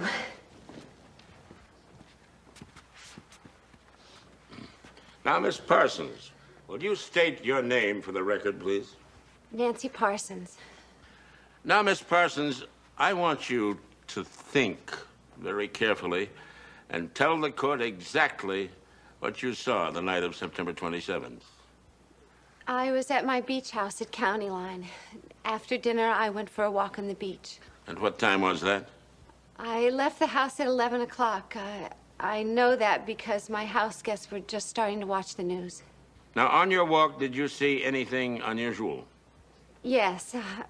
I was passing the McDevitt's house. They live 6 houses down the beach from me. What did you see?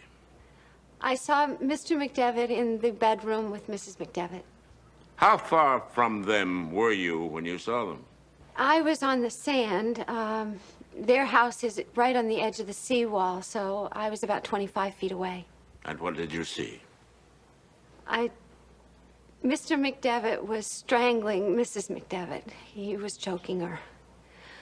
Her head was over the edge of the bed, and he had both hands on her throat and was shaking her head up and down.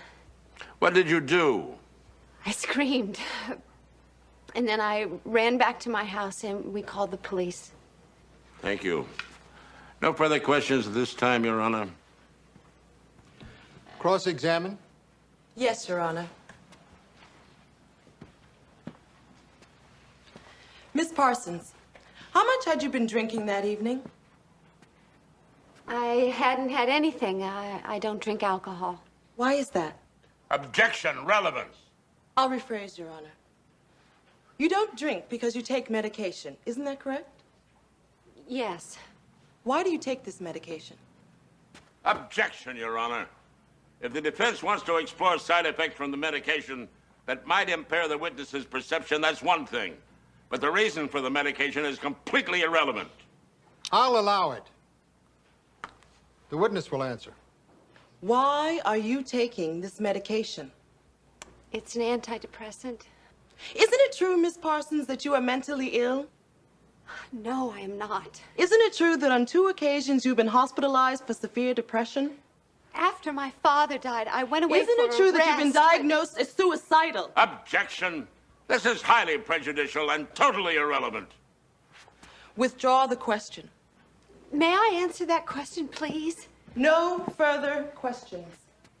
Redirect, Mr. McCabe. Very definitely, Your Honor. Nancy, I'd like to give you a chance to tell us what it is you wanted to say. It's true. I've had emotional problems. I knew I did, and I went to a doctor for help. I'm not ashamed of that. Mr. McCabe said that it wouldn't be easy coming here today because of what people might think. But I wanted to, because I know what I saw. And what I saw was Mr. McDevitt strangling his wife. Thank you, Nancy. Thank you very much. No further questions, Your Honor.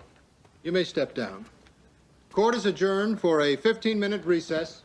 That was a good and brave thing you did, Nancy. I wanted to. I mean, we all have to help her. It doesn't work, does it? That's right, it doesn't. Glenn! Glenn! Oh, I wanted to thank you for coming today, but when I looked, you'd gone. I came back. What a great surprise. I don't think so. Well, not for me, anyway. What do you mean?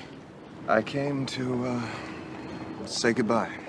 What? No, let me finish. Don't look at me like that. It's tough enough saying this. You're going away? I'm taking the oil job in Mexico. Nancy, it's the only way. Why? I love you, and you say you love me. Oh, I do love you. It's because I love you that I'm leaving. I don't understand. I mean, how could this be happening? Because girls with your kind of money don't marry boys as poor as I am. Or at least as proud.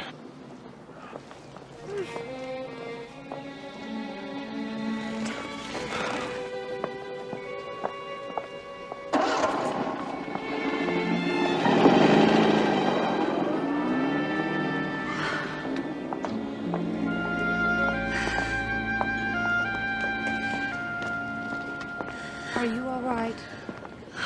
No. No, I'm not. He's not worth it. That doesn't help, but you know I'm right. He's the only man I've ever been completely in love with. Honey, I like to think of myself as more than just your secretary. I'm your friend. But if you really want him that badly, go after him. Now, by the power vested in me by the state of California, I pronounce you husband and wife. Good, good. Congratulations. Thanks. Oh, thank you so much for being our witness. And on such short notice. It was my pleasure, I assure you. Will you stop sniveling? Oh. Oh, thank you. To the bride and the groom.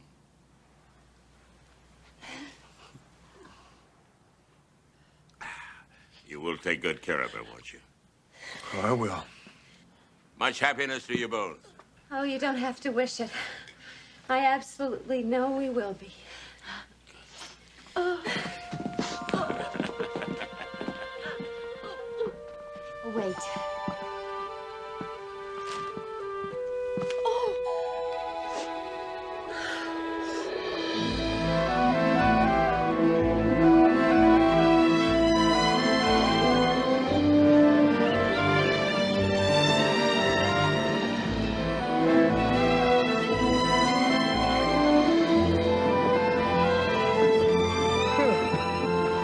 Good morning. Looks like I missed the sunrise. Don't you know the crew members who sleep this late get keel hauled? How about I just make us breakfast instead?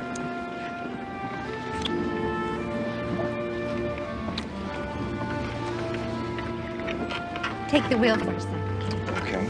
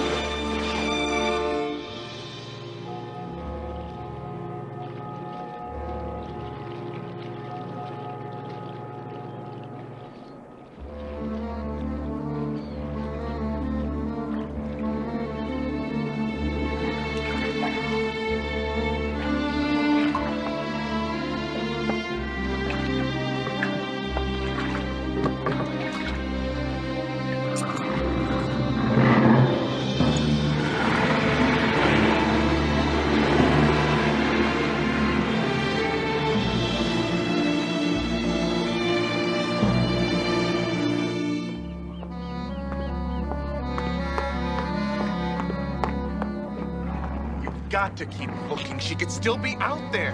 Mr. Latimer, we found the boat almost 20 miles out. I'd be lying if I gave you any hope. You can't just quit. She's got to be alive.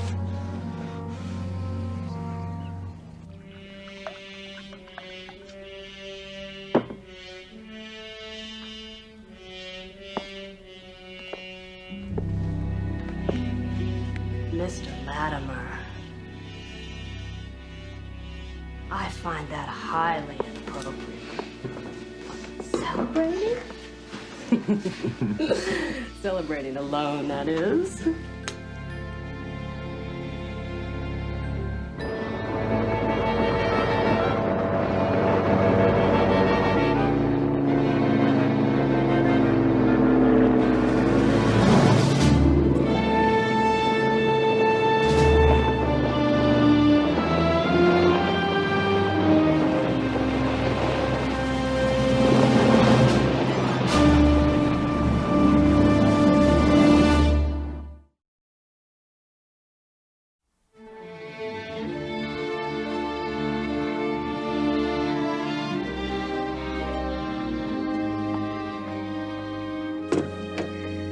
I don't understand. Why didn't Glenn come back for me? I can't answer that. Did anyone know that you were going sailing with Glenn? No one. We just decided to go. Anyone see him in the boat with you? No. We got on board the night before, and Glenn stayed below until we got out to sea. Why? I was just wondering. I just can't believe it. I don't understand. Why? That's what I'd like to find out. And so would you, Nancy. Or you'd have had them call for him instead of me. I'm so confused. Look, you've been through an awful lot. Let me look into this, and you just try to get some rest, all right? I still love him. Yes, I know. I'm very tired. You get some sleep. We'll talk about it tomorrow. And don't you worry. I promise to you that I will do my very best to see that everything comes out all right. Okay? Thank you. Now get some sleep.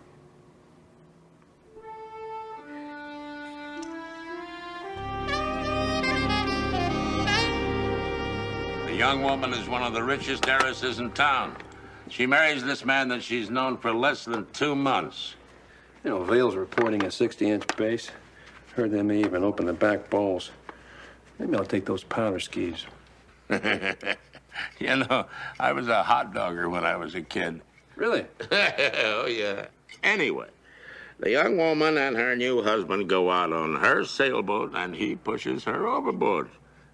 Not a witness in 10 miles is a perfect crime. I think I will take those powder skis. The only surprise is she's a powerful swimmer, and she manages to stay afloat until a boat picks her up. And now, here comes the part that you're really going to find fascinating. I mean, fascinating. The wife does not want to prosecute. She's still in love with the guy, wants me to find out what happened. Well, I know damn well what will happen if she goes back to him. The creep is going to try it again, and next time he'll succeed.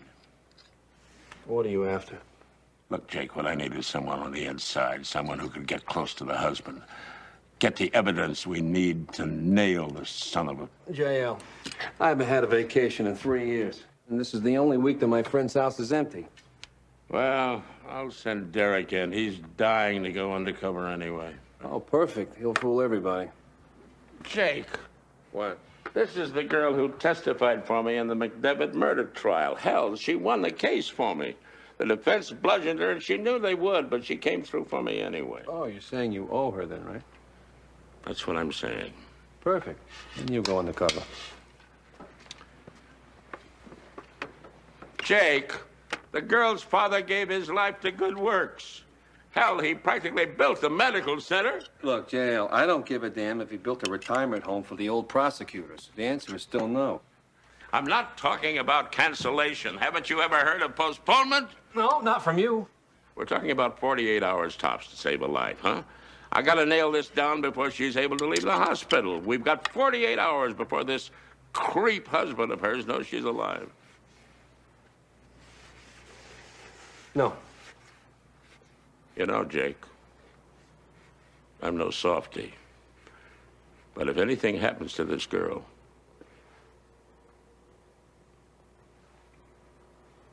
it'll break my heart.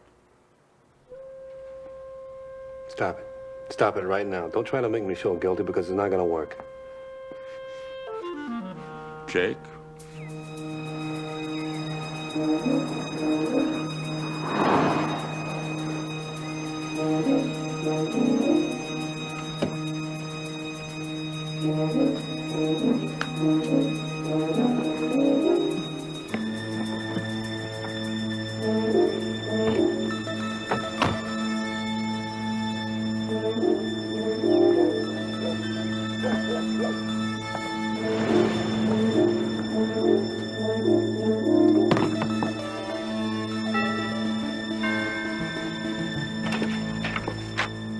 Yes. I am so sorry to hear about your loss. Well, I guess I should say our loss. Nancy was pretty remarkable. Who are you? She never mentioned me. I'm her brother. Well, actually, I'm her half-brother. I flew down as soon as the police told me. May I come in? Of course. Thank you so Please much. come in. I'm sorry, I don't know your name. Blair Parsons. My mother was wife number one. After the divorce, Mom and I moved to San Francisco. It's strange. Nancy never mentioned she had a brother. Yeah, well, after Dad died, things were a little tense over the will, you know. Listen, do you think I could get me a sandwich and a beer? Traveling really knocks it out of me. Thank you. Okay. So you say that the police informed you? Yeah, well, oh, boy, I'm beat. Yeah, I'm her only relative. Listen, tell me all about your marriage. How long were you two together, anyway? Well, I met Nancy just a few months ago, but I'd never known anybody like her. She was so bright and loving. No one had ever loved me the way she did. Yeah, well, Nancy could be real determined. Personally, I found her a little hard to take, but then again, I wasn't in love with her. So. I've got the insurance forms for... Hi, how are you? I'm sorry. I didn't realize you had company.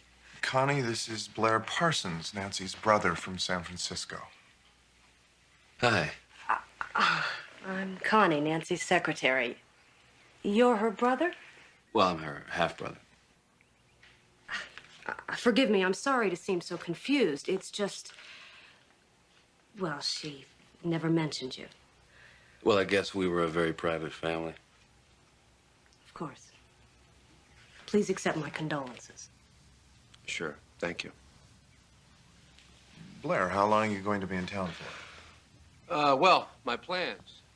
I think I'll be here for a few days. I've got some business to take care of. You know, I'm an executor of Nancy's estate. Really?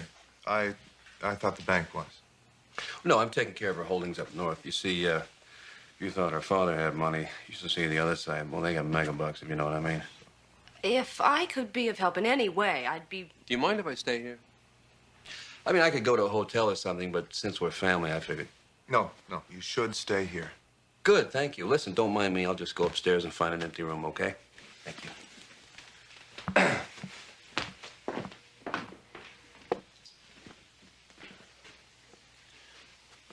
I just want you to know that I know exactly how you feel. I feel the same pain.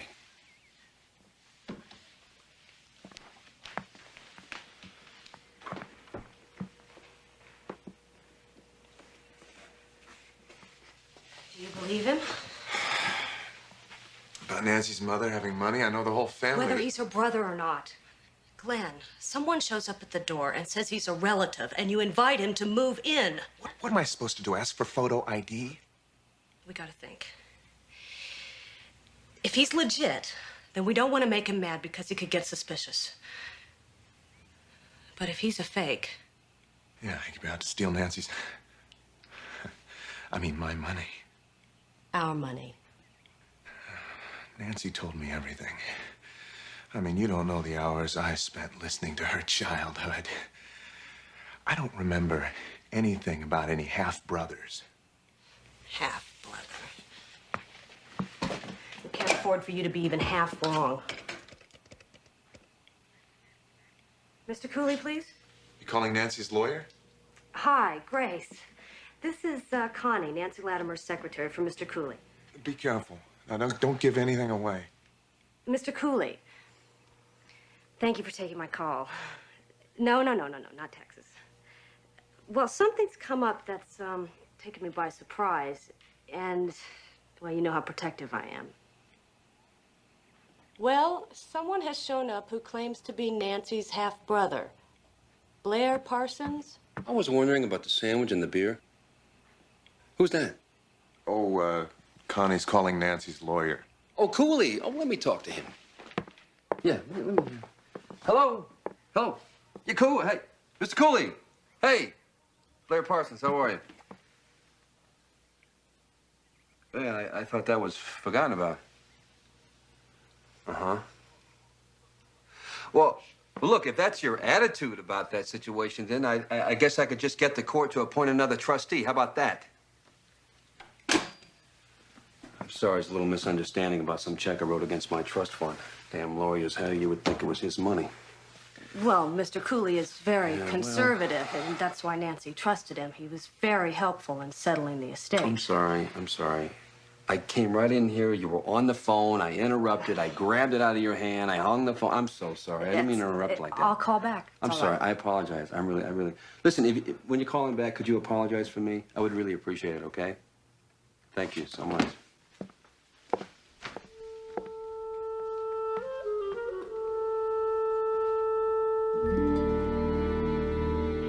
Yes, of course I've got the money. Absolutely. Tell him you want to meet him. We should get together. Tonight. Tonight. Someplace public, like a bar or a restaurant. Say 11 at the bar over by the Arroyo. Oh, excuse me. I'm sorry. Am I interrupting something? No, You sure? absolutely not. No, Glenn's just talking to his mother about the memorial service for Nancy. Oh, well, I was just going to get a piece of that chocolate cake that I saw back here in the refrigerator. That's perfect. Right, yeah, good. You want a piece? No, Good stuff. You know, I'm a chocoholic. You know that? Best way to eat it. Right off the plate. I can imagine. Oh, wait, I thought that was all settled. Would you like some milk with that? No, this fine. It's perfect this way. Thank you. No, that's not right. That is not acceptable. Could you hand me that napkin? We'll see. Right.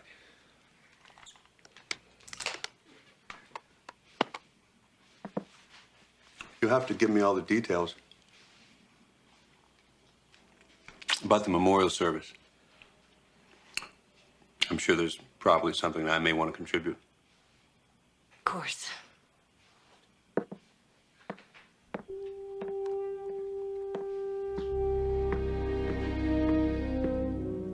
I'm calling the San Francisco police and getting a full report on him.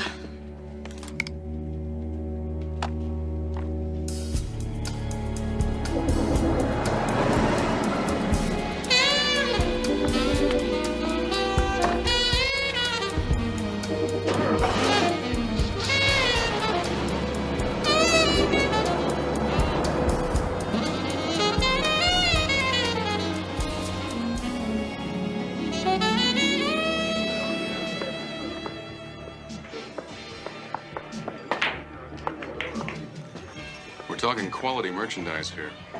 You understand it's once in a lifetime. That's why I'm paying top dollar. No. That's why you're giving me an advance on my commission tonight.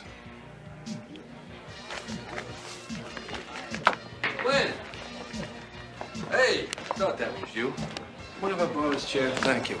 Listen, what a coincidence, huh?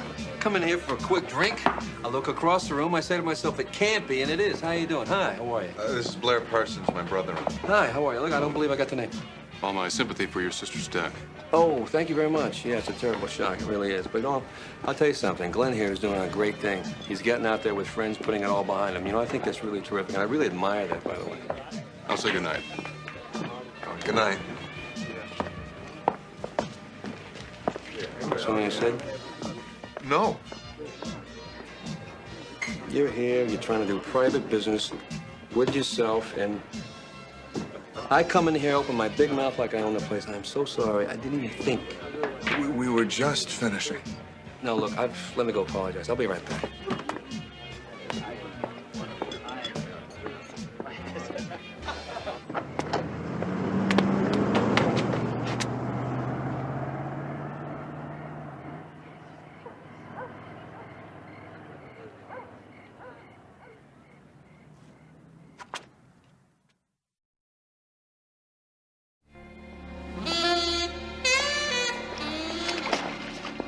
You're certainly out late.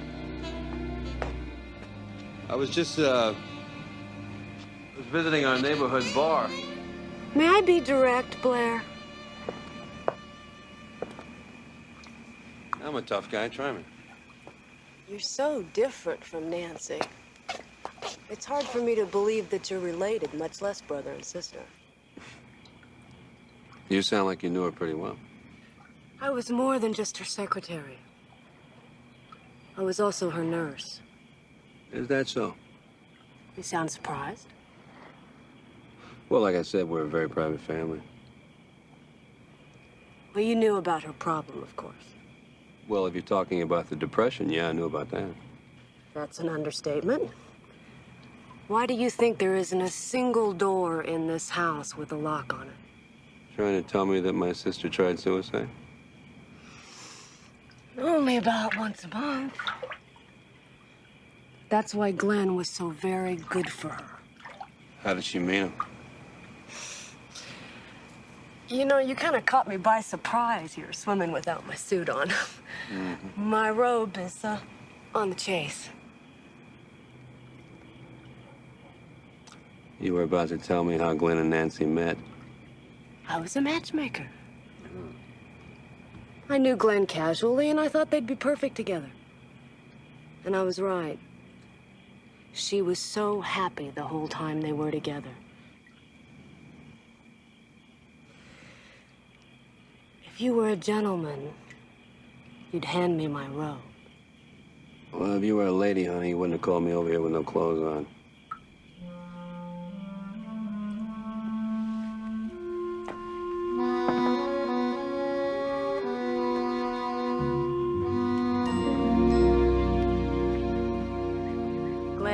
Blair, this is District Attorney McCabe and his assistant, Derek Mitchell. How are you? Hi. Please join us. Thank you very much. My sincerest sympathies, Mr. Latimer. Thank you. I don't believe I know who you are, sir. Oh, Blair is my wife's half-brother. I just flew in from San Francisco. Is anything wrong? Well, I don't know whether I should. Oh, no, it's fine. You can say anything you want in front of him. I see. Well, as a matter of fact, everything isn't all right. I have reason to believe that there's been foul play in your wife's death. What does that mean? Plain and simple. Murder. We don't think your wife was alone on the boat, sir. Of course she was. She said she was going out alone. We found blood stains and traces of skin on the boom, and sufficient trace evidence to believe someone else was aboard. What do you think happened? Whoever was with her pushed her overboard, then left her. Derek. Mr. Latimer, for the record, where were you at the time that your wife went out on the boat? No, wait just a damn minute. No. It's fine. No, it's not fine. Who the hell do you think you are to come in here and accuse my brother-in-law of murder? I'm not accusing anyone yet. What I can and will do is investigate this matter as completely as the facts and the law tell me to. Let me tell you something. He's destroyed by my sister's death, and I'll be damned if I'm gonna let you and your partner come in here and make him feel worse. I think that's enough. And unless you want to be charged with obstructing this investigation, I suggest you stay out of my way. be inside the house if you need me. I apologize for Blair. Oh, don't bother. Mr. Latimer, you never finished telling us where you were at the time.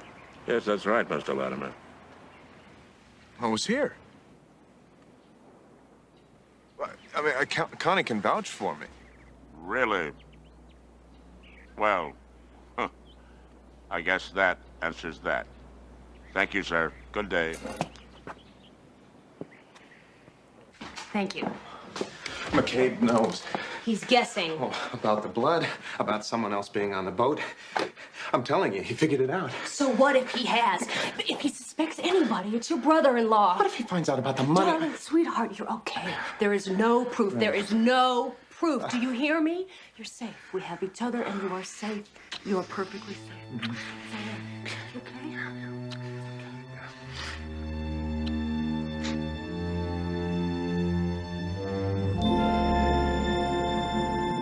You'll be safe here.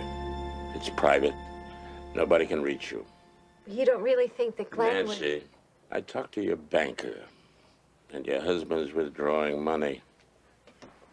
Glenn's entitled to do that. He can sign on all my accounts. Yes, but he's cleaning you out. He's taking everything. He's even mortgaging your home. You're not saying that's proof that he tried to kill me. Well, at the best is circumstantial. But like you say, he's got every right to do it. There's something else. Tell me. We ran a check on his fingerprints. And it turns out that he's married. In fact, he's married to somebody you know. Who? Your secretary, Connie. She introduced us. It was all a plan. They set you up. He never loved me, did he?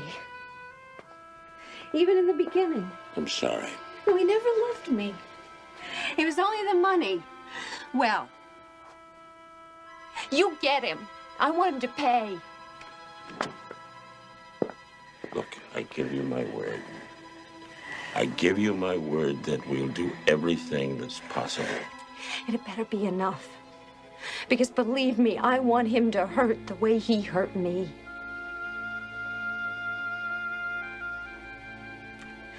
I thought he loved me.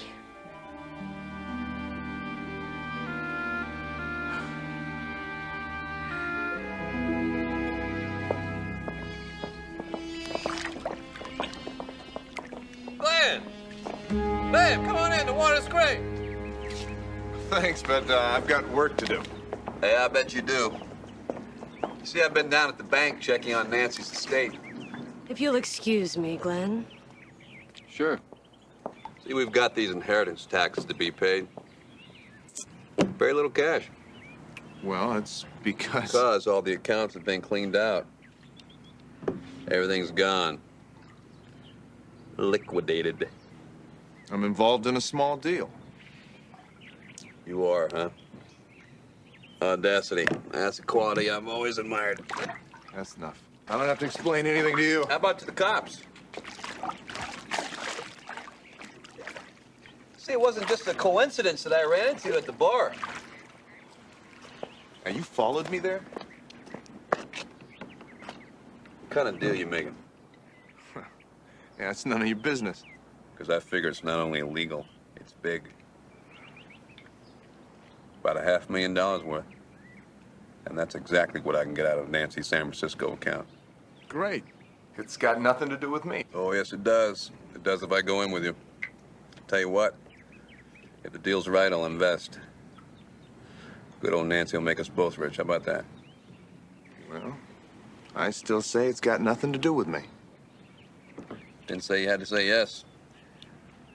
Think about it. You want what?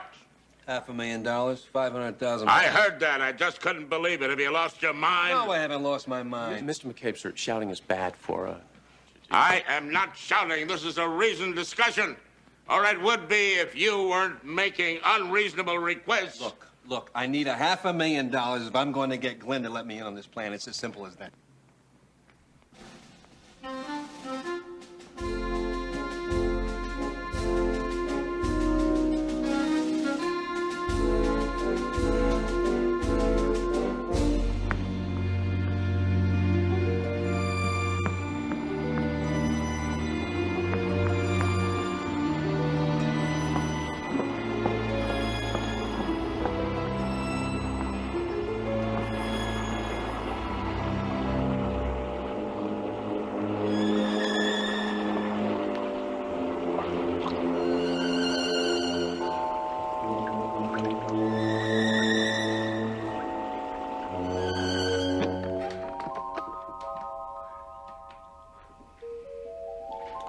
It's awfully pretty, isn't it?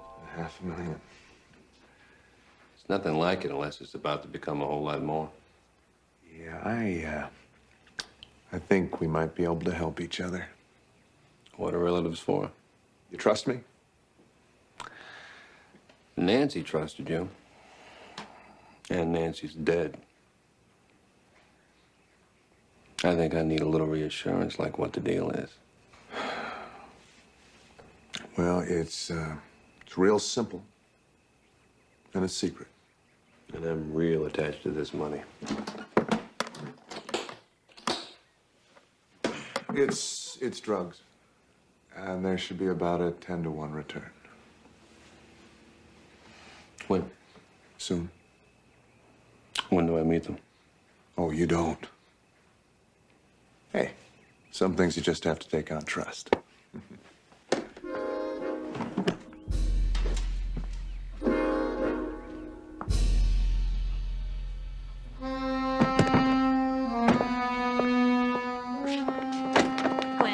Something's going on. What is it? I found this floating face down in my bathtub. I don't get it. I do. It's gotta be Blair. Why would he do something like that, huh? Maybe he figured it out. Well, now look. There's no problem. I can handle him, okay? Hmm?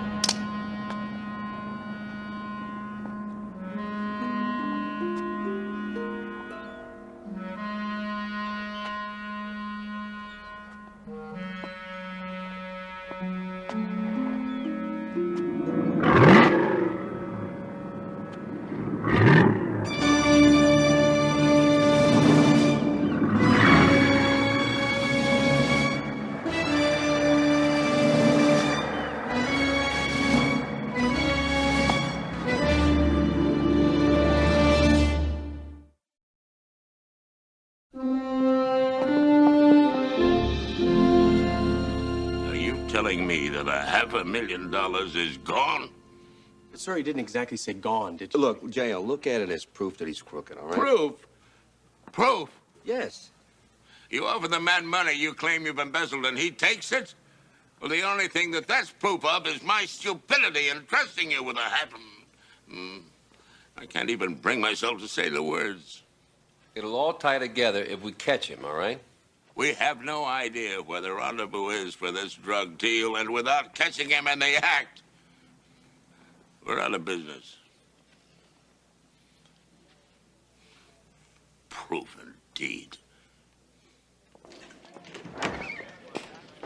Let me guess. You're off to visit the wonderful world of Central America, right? What are you doing here? Well, it's no coincidence. I've been behind you ever since you left the house. Really? Yeah. Is that supposed to be flattering? Huh? Oh, no. Well, look. Let's just say that my intent is pressing. Well, I'm sorry to be so boring. I thought I'd check on my travel plans since my work with Nancy's estate is almost finished. Well, from what Glenn tells me, I'd say it's just beginning. Please, I'm not very good with riddles. Okay, let's make a deal. I'll tell you the truth if you level with me. I'll start. First clue is, it didn't come out of a cereal box, all right? I'm almost impressed. We know about Glenn's plan to buy dope. We know that he had help in killing Nancy, and we know that that help was you. Do you need more spelling out? Accessory, murder one. It's quite a theory. Now all you need is proof. Next surprise. We know that you and Glenn are married. Anything else you want to guess about, you do it with my lawyer. I'm giving you a chance to get out. You're holding up all these people. Isn't that at least a misdemeanor? Look, if you help us, I know the DA will cut you a deal. You might not even have to serve any time. I'll send you a card from Central America.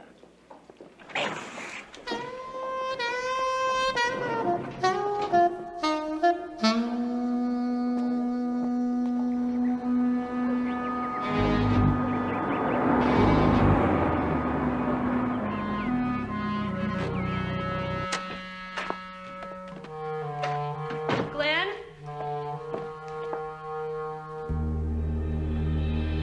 Glenn! No, I'm not dead.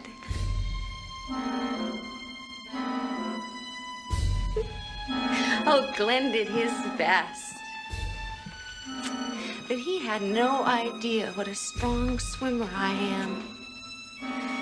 You could put that knife down, Nancy. I didn't have anything to do with this. I swear. You liar.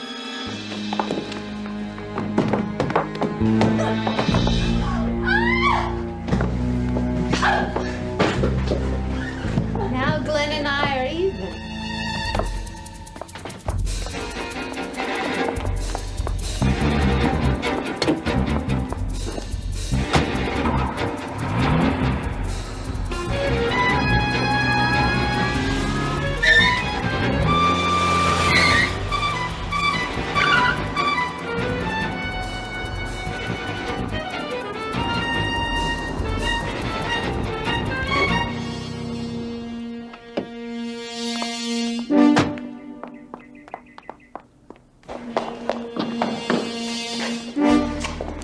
How's it going? You almost finished? We're just counting the money. Glenn can't make it. I'm taking the shipment. You're crazy. Hardly. Glenn and I are equal partners in this. Listen, I don't have time for this. You talk to him. Glenn! What are you doing here? I thought you were dead. What are you talking about? Glenn, Nancy is alive. Alive? She's alive, and she killed some guy at the house. She I thought can't be alive. I saw her go in the water. It's a setup. Setup? What do you mean setup? Damn it, Blair is a cop! Then they know about the deal. What? You had $500,000 in cash. How would I know? Idiots!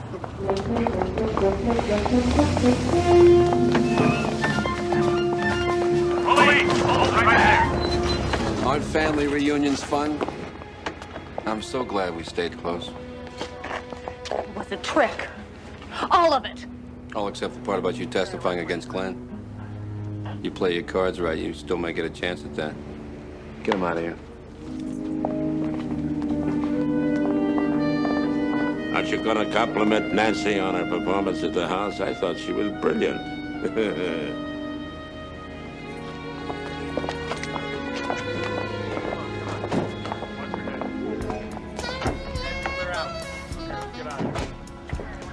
You know, I didn't think I did too bad either. Oh, yeah, you're all right. Come on, let's go.